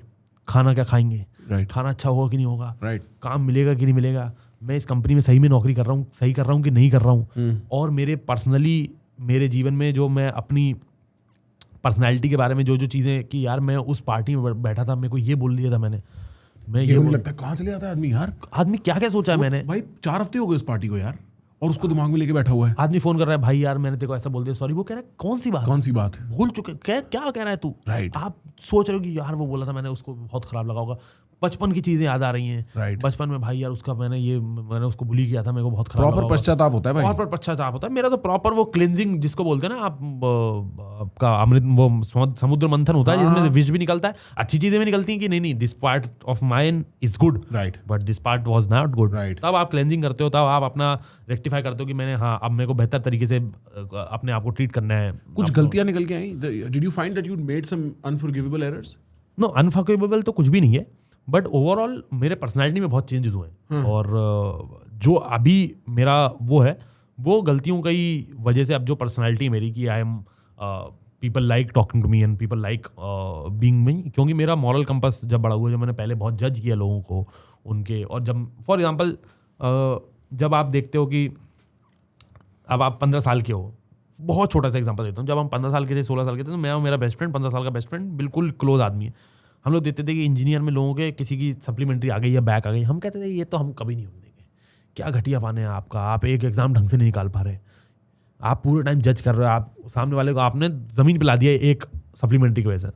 3 साल बाद हम कॉलेज गए, हमारी इतनी सप्लीमेंट्री आई जो हमको काउंट नहीं हुई, 10 उंगलियां कम पड़ गई. हाँ, मतलब वही. तो आप जब उस सिचुएशन में नहीं हो, तो मैं वही, अब मैं आपको पता नहीं, मैं एक्सप्लेन नहीं कर पाऊंगा कि उसका ट्रिगर क्या है. हाँ, बट ओवरऑल बहुत सारी पर्सनालिटी में प्रॉब्लम थी जो सुधरी. नहीं, अलाउ मी टू, ये this is something I realised about my self. भाई जिस भी लैंग्वेज से आप दूसरों को जज करते हो, उसी लैंग्वेज से आप खुद को जज करते हो. एग्जैक्टली. और ये बहुत गहरी बात है. आपको पता होना चाहिए आपने सैंड में लाइन कहाँ ड्रॉ कर रखी है. कल को अगर मैं बोलूँ कि मनजोत जो है वो फनी नहीं है, और फिर मैं किसी पार्टी में बैठा हूं, मैंने जो क्रैक किया वो लैंड नहीं हुआ, मेरे को एक्स्ट्रा बुरा लगेगा, क्योंकि अब मेरे को ये सोचना है कि मैं भी फनी नहीं हूं. आपने जब कोई आदमी आपको, जैसे फॉर इंस्टेंस इंटरनेट पे हेट आती है, कि एक्स बात पे हेट आई कि कुल्लू एरोगेंट है, आपको जान जाना चाहिए ये आदमी अपने अंदर की प्राइड से डरता है. सही बात. आप और ऐसा नहीं है कि जजमेंट करना खराब है, I don't believe that. I think आपको जज करना तो बहुत नॉर्मल चीज है भाई, आप वरना how will you make real time decisions in society.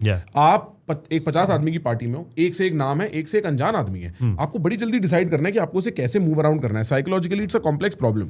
Judgement in itself is okay when you buy into that judgement very hard, when that becomes a very strict structure in your life. आपने खुद को पिंजरे में डाल लिया, आपको पता ही नहीं चला है। सही बात। और इसीलिए अपने दिमाग को खुला रखना, specially when you are young, is very important. आप फिर छोटी चिड़िया ही रह जाता है, वही कुएं का मेंढक जिसको कहते हैं कि उसको उतनी चीजें मालूम है। और फिर अब ये बड़ी, this is a very surprising insight कि later it can come on into your anxiety, because ये आप एंटिसिपेट ही नहीं करते। मेरे को लगता है anxiety, depression, I have seen little bit of both. वो ना भाई नॉर्मल से बहुत अलग स्टेट होता है। वो मतलब जैसे अगर ये रेंज है नॉर्मल की ना, तो वो कहीं यहाँ है। बिल्कुल सही बात। वहां क्या होगा आप इमेजिन भी नहीं कर सकते अपनी नॉर्मल में। किस किस चीज का पश्चाताप निकल के आएगा जब और 10 में से 8 चीजें तो फालतू हैं। बिल्कुल in your brain. It just you are imagining worst case scenarios of life कि भाई बेसिक कि भाई ये कल मतलब मैं नौकरी नहीं रही 1 साल बाद, मम्मी आप नौकरी की बात कर रहे हो, मैं जब गाड़ी चलाता था उस टाइम मेरे को लगता था मैं ठोक दूंगा किसी को। वही बता। और क्या डर है ये कि मैं ठोक दूंगा। कभी कभी अभी दोबारा आता है कि भाई मैं किसी को ठोक ना दूं। क्यों ठोक दूंगा, मैं तो तेज भी नहीं चलाता। वही आप वर्स्ट केस सिनेरियोज आपके इमेजिन होता है। और आपका वही है ना कि जब आप फॉर एग्जांपल आपके पैर में लगी हुई है और आप टीवी देख रहे हो बिस्तर पे लेटे हुए विद अ फ्रैक्चर, या नॉट इवन फ्रैक्चर, आपके पैर में लगी हुई है और आप टीवी देख रहे हो और आप किसी को डांस करते हुए देखते हो, तो आप अपने आप को डांस करते हुए वो टूटे पैर के साथ ही इमेजिन करते हो कि अभी ये दर्द तो ही रहा होगा। तो एंग्जाइटी में जब आप अपना फ्यूचर भी इमेजिन करते हो तो आपको लगता है कि ये जो मेरे दिमाग में ये जो बेवकूफ़ियाँ चल रही हैं ये हमेशा चलेंगी क्या, जबकि वो कुछ भी परमानेंट नहीं होता, जब कुछ भी परमानेंट होता। बट आपको लगता है कि मैं हमेशा ऐसा रहूंगा क्या, मैं हमेशा सुबह उठूंगा परेशान रहूंगा, मैं हमेशा दोपहर में खाने को लेकर परेशान रहूंगा, मैं हमेशा मेरे दिमाग में एंग्जाइटी होगी, मेरा हमेशा ब्रेन फॉग होता रहेगा, मेरा हमेशा गट खराब रहेगा। ये सब एंग्जाइटी में सब चीजें होती हैं। इंटरेस्टिंग। तो anxiety when it goes like next level it comes physically too या आईबीएस हो जाएगा, दुनिया भर की चीजें हो जाएंगी, आपका गट खराब होगा, आपकी हार्ट रेट बढ़ी रहेगी पूरे टाइम, आपका जो है फटीग रहेगा पूरे टाइम, ब्रेन फॉग रहेगा, स्लीपीनेस, डिसीजन मेकिंग, इंसोम्निया, तो आपको लगता है कि ये मेरा जीवन ऐसे ही चलेगा क्या? तब people opt for things which when they see that there is no, because I have reached that stage, मैं उसकी we should end this. Oh really? Yeah, I was there. Like I didn't attempt anything, but the then again my best friend of 15 years, he saw me in Bhopal. He was like, bro, this is gone out now. Let's go to a psychiatrist. It's done. मतलब he saw me. I didn't know that we should go to a psychiatrist. He was like कि अब निकल चुका, मतलब let's go to a psychiatrist. एक कहने की बात है और पता नहीं इसमें से कितना पार्ट अंदर रह पाएगा, बिकॉज ये जो कॉन्वर्सेशन है यूट्यूब जनरली थोड़ा सेंसर कर देता है, व्हाट आई अंडरस्टैंड, है ना। But I have never known a person who has gone up in life who has not been destroyed many times, but at least once completely destroyed. आपकी रात इतनी अंधेरी हो जाती है कि आपको लगता है यहाँ उजाला रोशनी तो कभी थी भी नहीं, वो भी मैंने सपने में देखी थी कभी रोशनी, मैं बहकावा रहा होगा, पागल रहा हूंगा मैं बचपन में कि मेरे को लगा था कि कुछ है भी। एग्जैक्टली बिल्कुल इतना अंधेरा चला जाता है भाई, और फिर जब उजाला होता है ना तब। मैं मुंबई आने से पहले लोग अभी कहते हैं कि यार कोल्लू फलाना इतने टिकट बेच रहा है, फलाना उतने बेच रहा है, तू कभी इस बारे में परेशान नहीं होता कि तेरे इतने बिक रहे हैं, नहीं बिक रहे, इतने व्यूज आ रहे हैं। मैं कहा यार मैं जहाँ से आ रहा हूँ ना, मैं तो इतना भी इमेजिन करके नहीं आया था, मैं तो खत्म हो चुका था बॉम्बे आने से पहले। मैं पूरा अपने आप का मेरा वो हो चुका था कि मैं अब जो है यही है, अब मेरे पास कोई एम्बिशन नहीं बचा हुआ है, मेरे पास कोई पर्पस नहीं बचा हुआ है, मेरे पास कुछ काम नहीं बचा हुआ है, मैं जो है I will survive on what ever I am getting from life. मैं तो उस पर आ गया था कि हम लोग बात करें कि मैं पर डे पे आ गया था कि मैं सुबह उठता था, आज सब सही है, हाँ आज सब सही है, हाँ आज चल लो दिन जी लेते हैं। और उसमें मैं कंटेंट क्रिएट कर रहा था, उसमें हमने बहुत फनी वीडियोस बनाए हैं। सतीश भाई के साथ एक वीडियो हमारा हाउ टू बिकम रिच, और बहुत फनी वीडियोस है, MLM पे बनाया था वो वीडियो। सारे काम भी चल रहा है, बकचोदी भी चल रही है दिन में। अच्छा ये दोनों म्यूचुअली एक्सक्लूसिव चीज़ नहीं है ना, ये कोई कहने की बात नहीं कि अरे कल तो हंस रहे थे तुम, आज डिप्रेस कैसे हो। भाई ये बहुत ही म्यूचुअली एक्सक्लूसिव चीज़ है। A depressed person can also be a very बकचोद पर्सन। वो तो मेंटली आपका क्या चल रहा है, वो तो आपका एस्केप है ना। तो वो इसलिए मैं जब मुंबई आने से पहले मैं पूरा मेरा हो चुका था कि भाई अब मतलब आंटी को चिंता नहीं होती थी, आंटी को पता ना वही मेरा वो मेरी मम्मी ने जीवन में सब चीज़ों में मेरा सपोर्ट किया है, बट वो एक ही हमारी कॉन्फ्लिक्ट का पॉइंट था कि वो she couldn't understand the anxiety, she couldn't understand, क्योंकि वो जिस अपने परिवेश से और जिस लाइफ से आ रही थी तो उनको ये सब उतना ज़्यादा पता नहीं चलता था जब तक मेरे को उस लेवल पे नहीं चला गया कि, और मैं रहता भी नहीं था उनके साथ, तो मैं प्रॉपर शेयर भी नहीं करता था, क्योंकि उनका तो वही है ना कि मोबाइल चलाना बंद करो, सुबह टाइम से उठना चालू करो, एक्सरसाइज चालू करो, जबकि surprised it would work, it works, but you don't tell that to a person. Right. पहले तो आपको फीलिंग वैलिडेट करनी पड़ेगी कि मैं समझ रहा हूँ, this is happening fundamentally. And you have to, anybody who's suffering from anxiety, any friend or any wo, you seep all these things slowly in their life, don't impose that on them. Sure. आदमी बिस्तर से नहीं उठ पा रहा, आप कह रहे हो जिम चले जा। श्योर। अरे कैसे जिम चले जाएगा, उसको थॉट प्रोसेस से निकलने में टाइम लग रहा है। आप कह रहे हो कि तू टाइम से उठाकर, राइट। धीरे धीरे उसको पहले चेंज करिए। आप धीरे धीरे एक पर डे एक चेंज करोगे, तब जाके 1-2 महीने बाद आप थोड़े वर्क उसमें आ पाओगे। तो मेरी मम्मी से मेरी बहुत लड़ाई होती थी। फिर एक टाइम बाद मेरे को ये रियलाइज हुआ कि I am putting more of my energy into convincing my mom that I'm anxious. I should rather focus on solving my myself, anxiety, rather than convincing myself कि आप समझ नहीं रहे हो और ये वो। मैं कहा कि पूरा, और भाई मेरा तो, मैं जैसे मैंने आपको बताया, मैं इंडिविजुअलिज्म में बहुत ज़्यादा बिलीव करता हूँ। मेरा मानना है जिंदगी की कुछ जंग अकेले ही लड़नी पड़ती है। वो कैरेक्टर बिल्डिंग होती है। कैरेक्टर बिल्डिंग होती है। मैं कह रहा हूँ आपके पास परिवार हो, 500 लोग हो, आपके दोस्त हो, आपका पार्टनर हो, जिंदगी की कुछ जंगें आपको अकेली ही लड़नी पड़ेंगी, उसमें कोई आपकी मदद नहीं। और मैं तो कह रहा हूँ लड़ो भी, लड़ना क्योंकि वो कैनन इवेंट है भाई। यहाँ तेरी लाइफ की ट्रेजेक्टरी बदल रही है। बिल्कुल सही बात। मेरे को मेरे लाइफ के वर्स्ट मोमेंट में बात रियलाइज, मैं थोड़ा ना भाई ऐसे फिलोसॉफिकली माइंडेड आदमी हूँ, तो मेरी जो पर्सनल कमेंट्री दिमाग के अंदर चलती रहती है वो फिलोसॉफिकल एफरिज्म्स हैं। मेरे को ये एहसास हुआ कि मेरे सबसे सैड और एंग्शियस मोमेंट में भगवान की आवाज सबसे तेज सुनाई दे रही है। एग्जैक्टली। इस रास्ते पे चलना है, इस रास्ते पे चलना है या नहीं चलना है। सिर्फ ये आपको साफ पता लग जाता है भाई क्या क्या कमियां हैं। Exactly. आदमी खुशी में कभी इंट्रोस्पेक्ट करता ही नहीं है। खुशी में कभी नहीं फेम का और सक्सेस का नशा है, ये इतना बड़ा बैरियर बन गया है खुशी का कि मेरे को इंट्रोस्पेक्शन की जरूरत ही नहीं। तो मेरे सारे काले पीले नीले काम चलाते रहो। फिर जब आदमी गिरता है तब उसको मुड़ के देखना पड़ता है, एक एक चीज रिवैल्यूएट करनी पड़ती है, ऑडिट रन करता है अपनी पर्सनैलिटी पे, और तब ना आपको सच की आवाज सुनाई देती है भाई। आप कितना झूठ बोलोगे, अपने आप से थोड़ी झूठ बोल दोगे आप। उस मोमेंट में तो बोल ही नहीं सकते, वैसे ही टूटे हुए हो। शराब के नशे में तो आदमी भूल भी जाए, पर दर्द के नशे में आदमी सब याद रखता है। But I am curious what it is like in a boys school, because मैं समझ रहा हूँ, शुरू में बात भी कर रहे थे इस बारे में कि गाइज आर वेरी लाइक एक दूसरे को उल्टा बोलना, ये वो। अच्छा, मेरा स्कूल था तो कोएड स्कूल, डीपीएस में था मैं, बट मेरी टेंडेंसी हमेशा लड़कों के साथ हैंग आउट करने की ज़्यादा थी। तो हमारा भी इफेक्टिवली एक बॉयज ग्रुप था, बट अगर एक फीमेल गेज है ना तो लड़के अलग बिहेव करते हैं। ऑफ कोर्स,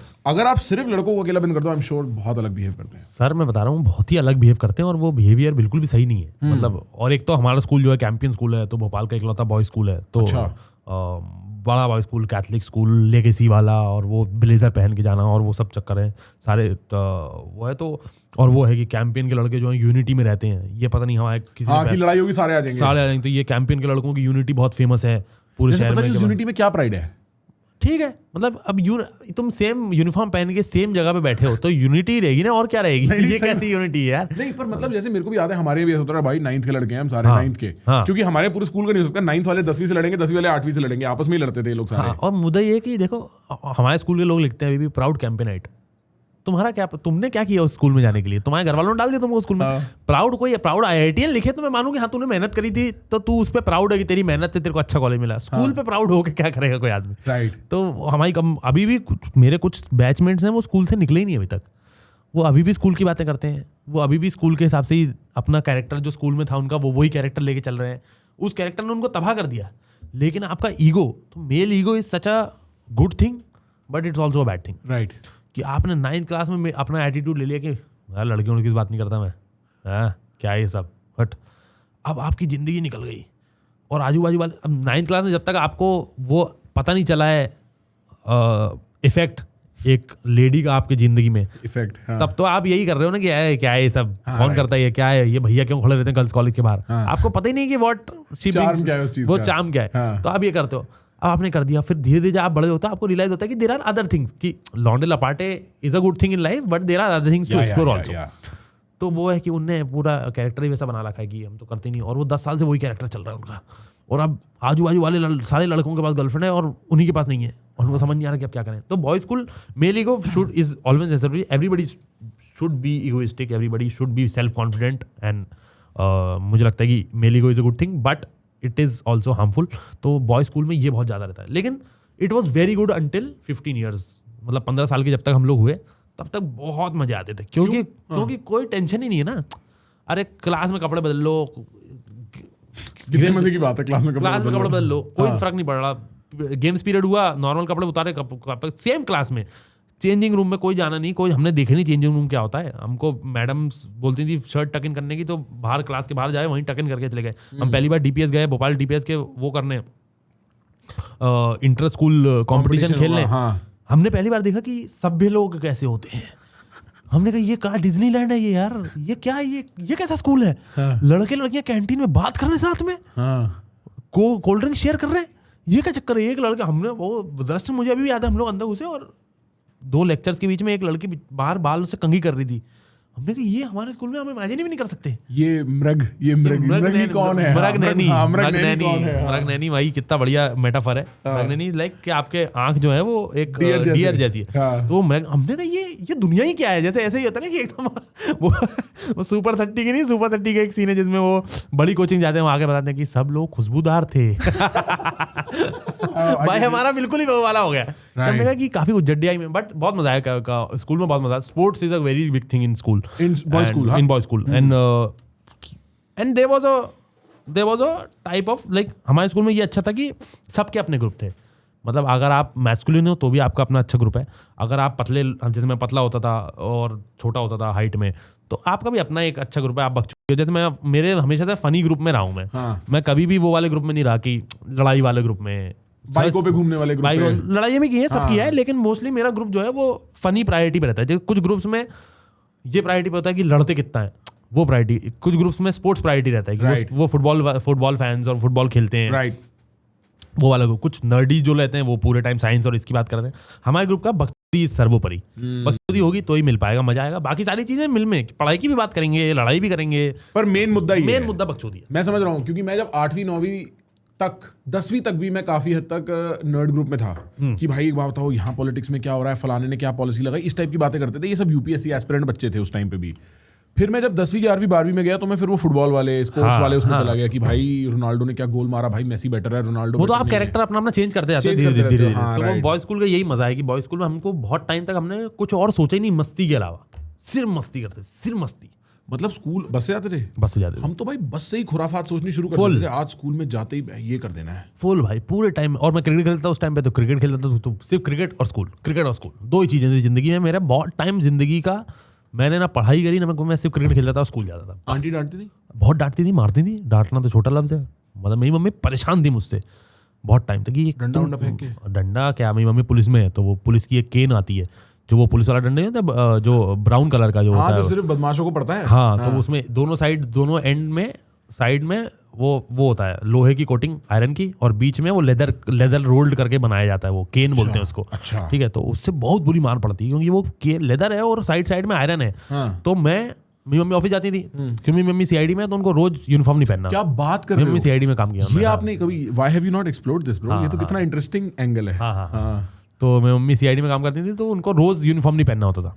तो उनकी, और वो यूनिफॉर्म का पार्ट है केन, तो वो घर पे रखी रहती थी यूनिफॉर्म। तो मम्मी ऑफिस जाती थी और मुझे पता है कि जैसे रिजल्ट आने वाला है 3 महीने बाद, तो I used to start biting the iron and softening it. क्या बात कर रहे हो? शॉशैंक रिडेम्पशन भाई। ये नहीं एक दिन जेल से निकलेंगे। ये नहीं, पुलिस केन लिखो, पुलिस केन। क्या लिखा है तुम्हें पता नहीं है? पुलिस का डंडा लिख दिया यार। भाई के ट्रॉमा को गलत सर्च कर रहे हो। केन की स्पेलिंग CAN होती है। भाई का ट्रॉमा दिखा रहे हो, ढंग से दिखाओ यार। ये तो ये रही। अच्छा, बैत बिल्कुल बराबर। हाँ भाई, तो इसका मैं, ये जो साइड वाला आयरन है, इसको चबा के रोज इसको सॉफ्ट करता था। 3 महीने के रिजल्ट आने दिन जब ये पढ़े तो उतनी लगे नहीं। डैम भाई, मेरी मम्मी मुझसे, और मैं उजड्ड बालक था, मतलब मैं था वो, मतलब मेरे मम्मी ने कम से कम जितनी बार भी मारा है मुझसे, 90% टाइम तो वो बनता था। हाँ। भाई मैं भी मारता भाई, मैं तो नहीं मारता खैर, क्योंकि मैंने, मतलब छोड़ो, अलग बात है वो। मतलब my mom is like everything to me, और मतलब but still if I see anybody getting hit, any kid getting hit around me, I get very traumatized by it. I can't see anybody hit their child around me. जैसे मेरे दोस्तों के बच्चे हुए हैं या मेरे जो कजिन्स हैं उनके बच्चे हैं, वो अपने बच्चों को डांटते भी हैं तेज से, तो मैं कहा मेरे सामने नहीं करना, मेरे सामने नहीं। Interesting. So that was very scaring then. हाँ, दैट्स, मतलब दैट मतलब मैं भूल चुका हूँ। मेरी मम्मी और मैंने रिकंसाइल कर लिया उस बारे में, और we are like great friends now, और we are like we have decided, और मम्मी हैज आल्सो रियलाइज्ड कि नहीं मानना चाहिए, it's not a good thing. But जो ट्रॉमा है मार खाने का, वो है मेरे दिमाग में। मेरे को उसका कोई साइकोलॉजिकल इम्पैक्ट नहीं है, मतलब मैं डे टू डे लेवल पे वो नहीं सोचता। मैं मम्मी से नफरत नहीं करता उस बारे में, राइट, क्योंकि उनके वो रीजंस थे, उनकी मेंटल थी, वो हम क्लोजर ले चुके हैं उस बारे में। लेकिन मेरे आसपास मैं किसी बच्चे को कभी भी तेज डांट सुनता हुआ भी नहीं देख सकता, और मैं अपने बच्चे को मारना तो दूर की बात है, मैं वायलेंस मतलब मैं कर ही नहीं सकता। सही गलत तो मेरा डिसीजन नहीं है, मेरे आसपास नहीं हो सकता भाई। Very interesting. मैं if I think about it from aunty side bro, as a single mother, you know, raising, you are the only child? No, I have elder sister. So raising two kids. Cannot be easy with a stressful job. You know, you have to keep the your job kids is in also so taxing. You're seeing crime all the time in your office, and like I used to be really a naughty child. I used to like, मतलब पैसे चुरा के PlayStation खेलने चले गए. My mom was working so hard and मैं पढ़ नहीं रहा हूँ, नंबर खराब आ रहे हैं, बाहर घूम रहे दिन भर। और मतलब मैं रहता था 1100 क्वार्टर करके हमारा मोहल्ला है, तो वो पूरे अमीर मोहल्ले, बाकी साइड पूरे अमीर लोगों के घर हैं, बीच में एक सरकारी मोहल्ला है। तो मैं और मेरी मम्मी ऑफिस जाती हैं, तो जो दिन भर अकेले ही हैं, तो घर पे क्या ही करेगा अकेला आदमी। मैं दिन भर मोहल्ले में घूमता था। तो मतलब I was in my 14-15 years of age, there were 2 paths की, या तो मैं मोहल्लेबाजी में टोटल लड़ाई बाजी, ब्लेड मारना, हमारा मोहल्ला था वो वाला, ब्लेड वाला, फुल ब्लेड वाला, कि ब्लेड मारना, लड़ाई करना, झगड़ा करना, पैसे उधार लेना, घर पे उधारी के लोग आ रहे हैं, आपका इधर उधर चीज़ें करना, उस पर आ जाता मैं, अगर मैं उसी पाथ पे चलता तो। और मतलब मेरे को मम्मी का खौफ नहीं होता तो इट वॉज मेरी मम्मी। हाँ, तो हमने जब बड़े हो गए, हमने डिस्कस किया, तो मम्मी भी रियलाइज़ करती हैं कि she was going through a lot of stress that time, because मेरी बहन और मुझे my mom and dad when they were together, so they put us in the best schools, like I went to the best school, my sister went to the best schools, but then they got divorced and my dad's business got like, मतलब we got poor like suddenly. I was very young, I was 2-3 years, तो मुझे पता नहीं है, but हम लोग एकदम से ही हो गए। और mom's job was like sub inspector, 6,000 रुपये तनख्वाह होती थी 2001-2 में। तो एकदम से लाइफस्टाइल आपकी वही वाली है, लेकिन आप गरीब हो गए हो। तो मम्मी और मेरी मम्मी का था कि कुछ भी हो जाए, I will not compromise on the education. I will not put these guys back in a सरकारी school or back in a... Because that's many degrees पीछे ना. And हाँ, many degrees पीछे। और like मम्मी का था कि मैं, क्योंकि she couldn't मतलब her parents couldn't afford like a good school. Right. She was like, if I put my kids in a good school, I will guarantee their future. They graduate from that school only. ठीक। और मतलब मेरी mummy का पूरा ही महीना इसी पे आता था कि इनकी फीस कैसे जाएगी, मतलब कैसे, तनख्वाह तो मम्मी को मिलेगी, फीस का आधी तनख्वाह मेरी मम्मी की फीस में जाती थी और बाकी में घर चलता था। तो fees was the first priority. मतलब जैसे आप बोलते हो कि नेसेसिटी जो थी वो मेरी मम्मी ने हमारी फीस को बनाया। उसके बाद हमारी फीस जाने के बाद डिसाइड होता था कि हमारा ग्रोसरी का शेयर कितना होगा, हम कैसे अपनी लाइफस्टाइल जिएंगे, हम कितना बाहर जा पाएंगे, पिक्चर देखने के नहीं जा पाएंगे। तो उनने फीस को प्रायोरिटी रखी मेरी, कि उन्होंने बोला कि ये दोनों बच्चे इसी स्कूल में पढ़ेंगे, ये फैमिली कंडीशंस के हिसाब से स्कूल नहीं चेंज होगा इनका। ये मेरी मम्मी का डिसीजन था। Have you met your father? Like I after 2 or haven't. 3? No, so my mom and dad separated when I was 4. उसके बाद से I didn't meet him, but I never felt, because I grew up without a father, so मतलब it's a very emotional thing to say, but I actually don't know what it is to have a father. And somebody who don't know this, मतलब मेरे को कमी तब महसूस होगी ना कि था और अब नहीं है, मुझे उस चीज़ के बारे में पता ही नहीं है। तो मेरे में वो वॉइड भी नहीं है। आप बोलो कि there are some things you miss करने के लिए आपके पास प्रीसीडिंग कुछ तो रेफरेंस होना चाहिए। मेरे पास रेफरेंस ही नहीं है, और फिर मैं मिला भी नहीं, मतलब ऐसा कुछ मेरे को। और फिर मैं बड़ा हो गया, तो मेरे बड़ा होकर मैंने जितने भी रिश्ते अपनी ज़िंदगी में बनाए, वो मेरे कुछ भी, मैं I don't depend on my blood relations to have a good relationship with somebody. Zakir भाई is like more than my family now. Like मेरी मम्मी, जाकिर भाई के मम्मी पापा साथ में हैंग आउट करते हैं, वो हम लोगों के बिना भी मिलते हैं। जाकिर भाई की फैमिली भोपाल ही है, इंदौर में, अब मुंबई में रहती है। तो मेरी मम्मी जब मुंबई आती है तो वो लोग मिलते हैं, बिना हमको पता है। जाकिर भाई से मेरा कोई ब्लड रिलेशन नहीं है, लेकिन it is more than any blood relation could ever give me. Any cousin, any elder brother could have been for me. So I have, or there are these kind of at least 15-20 relationships which as I have built, which are my relatives as in friends. Like they are not related to me by blood, but they are my relatives. तो मेरा वो priority हो गया कि I will make my own relations. I have my own cousins. मैं इसी जिंदगी में अपने रिश्ते बनाऊंगा, मैं समझ गया। तो फिर मेरे लिए उतना ज़्यादा है नहीं, जैसे कि आपका ब्लड रिलेशन है तो आपका बहुत होना चाहिए। तो I never strive to meet him, I don't care. मतलब मैं इंसान को जानता ही नहीं हूँ, तो मैं क्या इमोशनल हूँ किसी बारे में। मतलब there's no emotional data point associated. कैसे होगा? मैं मिले ही नहीं, मेरे को कभी पता ही नहीं कि वो क्या करते हैं। And the stories about him, have they come to you ever? My mom only tells me the good stories. So my mom's only thing was like she wanted to like raise us in a good healthy environment. That's why she separated from her dad, because she didn't wanted घर में कलीश हो, रोज लड़ाई हो, the kids are growing Must up. have been a bold move also back in the It's a very bold move and I congratulate and thank my mom for that, because day. I आपके पास had इतनी हिम्मत थी. I had an absolutely blast of a childhood. मेरे को मज़ा आ गया, मतलब मैं इतना खुशनुमा childhood मेरा रहा है, इतना मज़े आए मेरे को ज़िंदगी में, इतने मज़े अभी तक आते हैं. The type of friends my mom have, the type of people we have around us, that could not have been possible if two people are in a bad relationship and a bad marriage.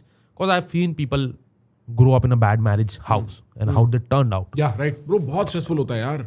क्या यार रोज आप आ रहे हो school से और घर पे लड़ाई चल रही है, और उससे रिलेटेड शर्म, उससे रिलेटेड डर, क्या ये मेरी वजह से है, क्या ये मेरी वजह से नहीं है, इसमें मैं क्या कर सकता था, मेरे को इस बात की शर्म है कि मैं मम्मी के लिए कुछ नहीं कर पाया, पापा के लिए कुछ नहीं कर पाया. ब्रो वो बहुत अनसर्टनिटी सारा टाइम. आपके कोई घर का कॉन्सेप्ट नहीं है, घर का मतलब कलेश है. आप निकलना चाह रहे हो घर से, राइट. आप निकलना चाह रहे हो भाई. तो मेरी मम्मी ने बोला कि भाई मैं ये सब I didn't wanted to give you guys, कि मैं अपना एक रिलेशनशिप चलाने के चक्कर में तुम लोगों को ट्रॉमा देते रहूं कि रोज लड़ाई हो रही है, रोज कलेश चल रहा है, पता ही नहीं कि अच्छा, मतलब पता ही नहीं है, बच्चों को पता ही नहीं है कि मेरे घर वाले एक दूसरे से प्यार करते हैं कि नहीं करते हैं. तो मैंने बोला डिसीजन लिया और हम लोग फिर 3 जन, मैं, मेरी बहन और मैं रहते थे और बहुत मज़े करते थे, जितना सीमित संसाधनों में जितना हो सकता है. और ये बहुत ही अजीब गेजर के लोगों को लगता है कि अभावों में मज़े नहीं होते.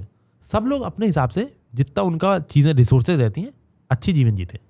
कोई भी गरीब से गरीब आदमी भी धूप तो सेकता ही है. वो अपना रास्ता ढूंढ ही लेता है. अपना जॉय, अपना डोपामिन, अपना रिलैक्स, अपने लोग, सारी परिस्थितियों में इंसान ढूंढ लेता है. इसका मतलब ये नहीं है कि उसको एस्पायर नहीं करना चाहिए अच्छी लाइफस्टाइल और कंफर्ट लाइफस्टाइल, हमेशा करना चाहिए. और मैं तो कंफर्ट लग्जरी के प्रो में रहता हूँ. बिल्कुल. Everybody to strive for a bigger house, everybody to strive for a bigger car, everybody to strive to have a 8-inch mattress under them on the bed. भाई हाँ. बट लेकिन इसका मतलब ये नहीं कि अगर 8-inch मैट्रेस नहीं है और वो रुई का गद्दा है तो मजे नहीं है जिंदगी में. तब भी हमारी जिंदगी में बहुत मजे होते थे. तो मेरी मम्मी ने मेरे को ऐसे ही बड़ा किया और उन्होंने मेरे को पूरे टाइम मेरे मम्मी और पिताजी की अच्छी स्टोरी सुनाई कि फन, क्योंकि उनकी लव मैरिज थी, घर से भाग के शादी करी थी, तो बहुत फन स्टोरीज है उनकी. आंटी बड़ी करेजियस है. अरे आप मम्मी से मेरे मजा आ जाएगा आपको. उनने मेरे को जब तक मैं बड़ा नहीं हो गया एंड उनको समझ आ गया कि अब ये ऑब्जेक्टिवली चीजों को देख सकता है, then as a friend she told me about why did they separate, why did the relationship didn't work, why did the marriage didn't work,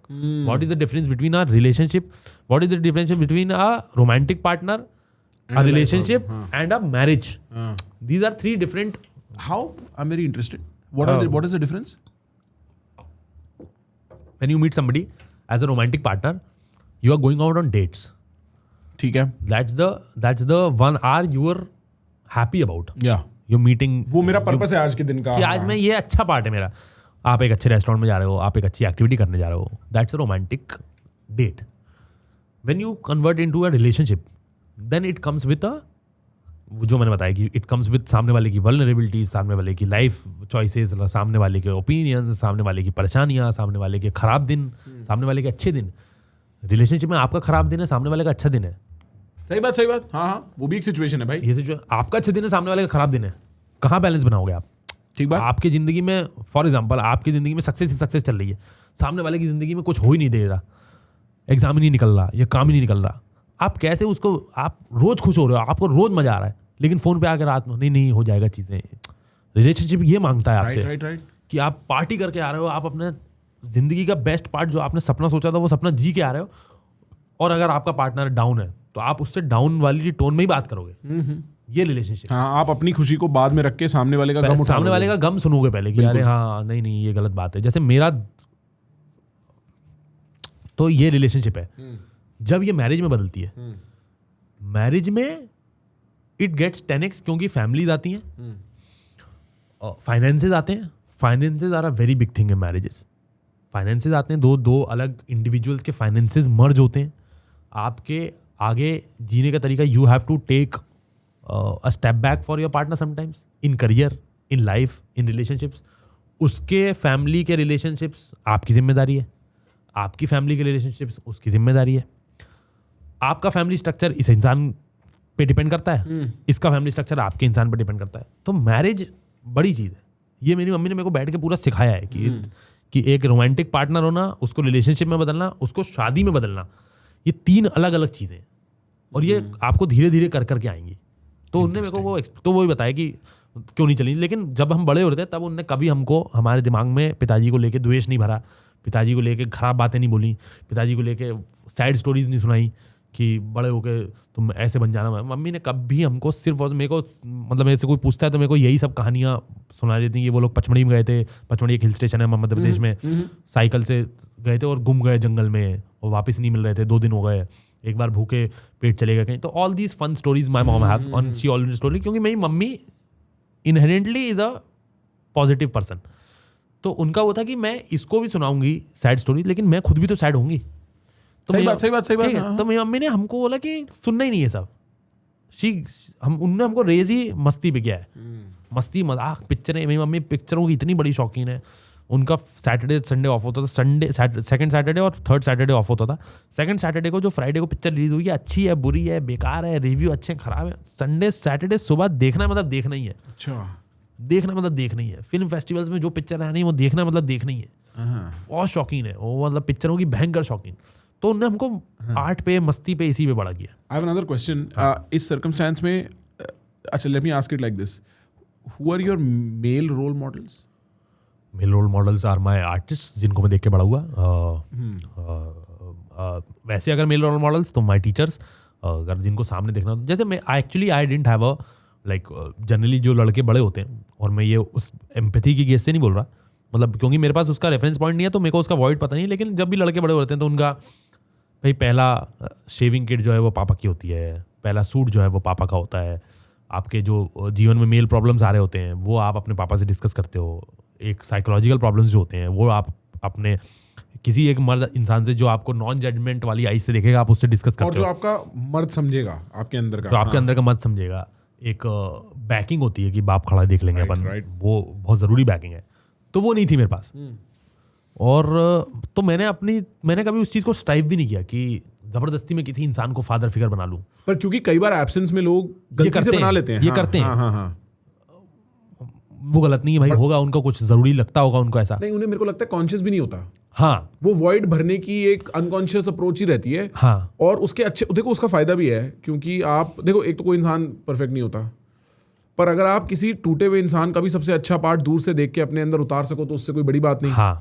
पर दिल टूटने का भी बड़ा चांस रहता है, क्योंकि भाई जो आदमी आपका बाप नहीं और कोई और, वो तो मतलब वो कहीं ना कहीं जज करेगा ना भैया, वरना वो किसी ना किसी फायदे से ही आपसे बात कर रहा होगा ना। एक ही इंसान है, आपके पेरेंट्स ही होते हैं जो आपको अनकंडीशनली आपसे प्यार करते हैं। 100% भाई। मतलब मेरी मम्मी और मेरी मम्मी मैं अभी भी फोन करूँगा तो उनको कोई उनका प्लस पॉइंट नहीं है for to her to talk to me for 2 hours। Exactly, हाँ। इनफैक्ट स्ट्रेस ही होगा, हाँ, उल्लू ने खाना नहीं खाया, Exactly। बीमार तो नहीं है, दिल तो नहीं टूट गया। एक तो मेरी मम्मी थोड़ी सी लाइक लीडर अल्फा किस्म की हैं, तो काफ़ी उनसे मदद मिली about how to handle logistics. तो वो लॉजिस्टिकली बहुत साउंड इंसान है कि जैसे ट्रिप पे जाना है तो कौन बुकिंग करेगा, क्या करेगा, किससे बात करेगा, क्या मैकेनिक से क्या बात करनी है, इलेक्ट्रिशियन से क्या बात करनी है, खुद से कैसे चीज़ें करनी है, टायर कैसे बदलना है, ये सारी चीज़ें मेरे को मम्मी ने सिखाई। कि मेरी मम्मी ड्राइव बहुत करती हैं, ड्राइविंग मम्मी ने सिखाई, सारी चीज़ें। मम्मी खाना भी बहुत बढ़िया बनाती है और ड्राइविंग भी बहुत अच्छी करती है। तो काफी this is a very interesting part ना, कि she could do the mother and the father. She had to do that. हाँ, she had to, right? Because she told me that when I got married, I had no clue about any of these things. कि कैसे manage करते हैं। I was just a girl from a small town who got into a government job and was working for herself. तो मैं जो पैसे कमाती थी वो मैं खर्च करती थी। शादी के बाद जब डिवोर्स हुआ और अकेले सब चीज़ें करनी पड़ी, तब आपको सारी चीज़ें करनी पड़ती हैं, क्योंकि तब आपको सारे रोल्स निभाने पड़ते हैं। तब आपको आटा चक्की पे भी जाना है, तब आपको स्कूल भी बच्चों को छोड़ना है, पेरेंट टीचर मीट में भी अकेले गाली सुननी है, बच्चे जिद कर रहे हैं तो उसके लिए भी चीज़ें लेके आनी है। हम लोग बीमार इतना रहते थे, हॉस्पिटल की चीज़ें होती थी, तो वो सारी चीज़ें मम्मी ने, और मम्मी takes everything with a challenge. कि अब उनसे अगर आप पूछोगे तो वो इतने उससे बताएंगे आपको स्टोरी, आपको लगेगा कि हाँ तो फन स्टोरी है, ये तो मज़ेदार स्टोरी है, ये तो मज़ा आ गया। तो वो तो फादर फिगर की जो बात है, तो ऐसा फादर फिगर मैंने ढूंढा नहीं, और फिर मैं बड़ा ही हो गया, मैं खुद ही डैडी बन गया। तो तो फिर I became a father figure to a lot of people with daddy issues. हाँ, फिर मैं उस साइड चला गया। भाई हम कहाँ पूकी से सिग्मा बना रहे थे, भाई तो डैडी है तुम। तो फिर मेरे को कभी ऐसा वॉइड ही नहीं लगी, कि मेरे को लगा ही नहीं कि कोई जरूरत है। बाकी जितने भी लोग हैं, जयदीप सर के बारे में बता रहा था, मैं जब छोटा था मेरे टीचर थे, टीचर स्कूल में होते थे, मैं आर्टिस्ट से बहुत ज़्यादा इंस्पायर होता था। For example Raju Srivastava was the biggest person in my life when I was growing up. मेरे को उनसे ज़्यादा कोई पसंद ही नहीं था।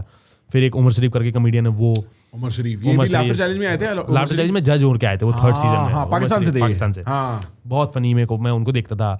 तो आप उनके एनेक्डोट से अपनी लाइफ प्रॉब्लम सॉल्व कर लेते हो। कि उनके इंटरव्यूज देखे, मैं जावेद अख्तर साहब के इंटरव्यूज देखता था, जावेद अख्तर साहब और भी जितने लोग हैं भाई, वो उनके लाइफ एक्सपीरियंस से मैं इतने इंटरव्यूज देखता हूँ बचपन से, इतने इंटरव्यूज देखता हूँ कि उनके एक्सपीरियंसेस से मैं अपना लाइफ प्रॉब्लम जो भी चल रही है वो मैं निकाल लेता था। तो मतलब हुई होगी problem.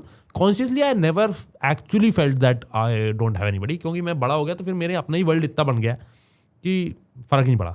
What did you, if you had to, off the top of your head, मैं सवाल पूछता हूँ, आप बताना आपको क्या लगता है, what are 3 things you learned from your mother? Top things first is like कि always be on your toes, never be lethargic about everything. ये एक ही चीज चल रही है कि ever always be on your toes, never think कि somebody else will do this thing to me, do this thing for me.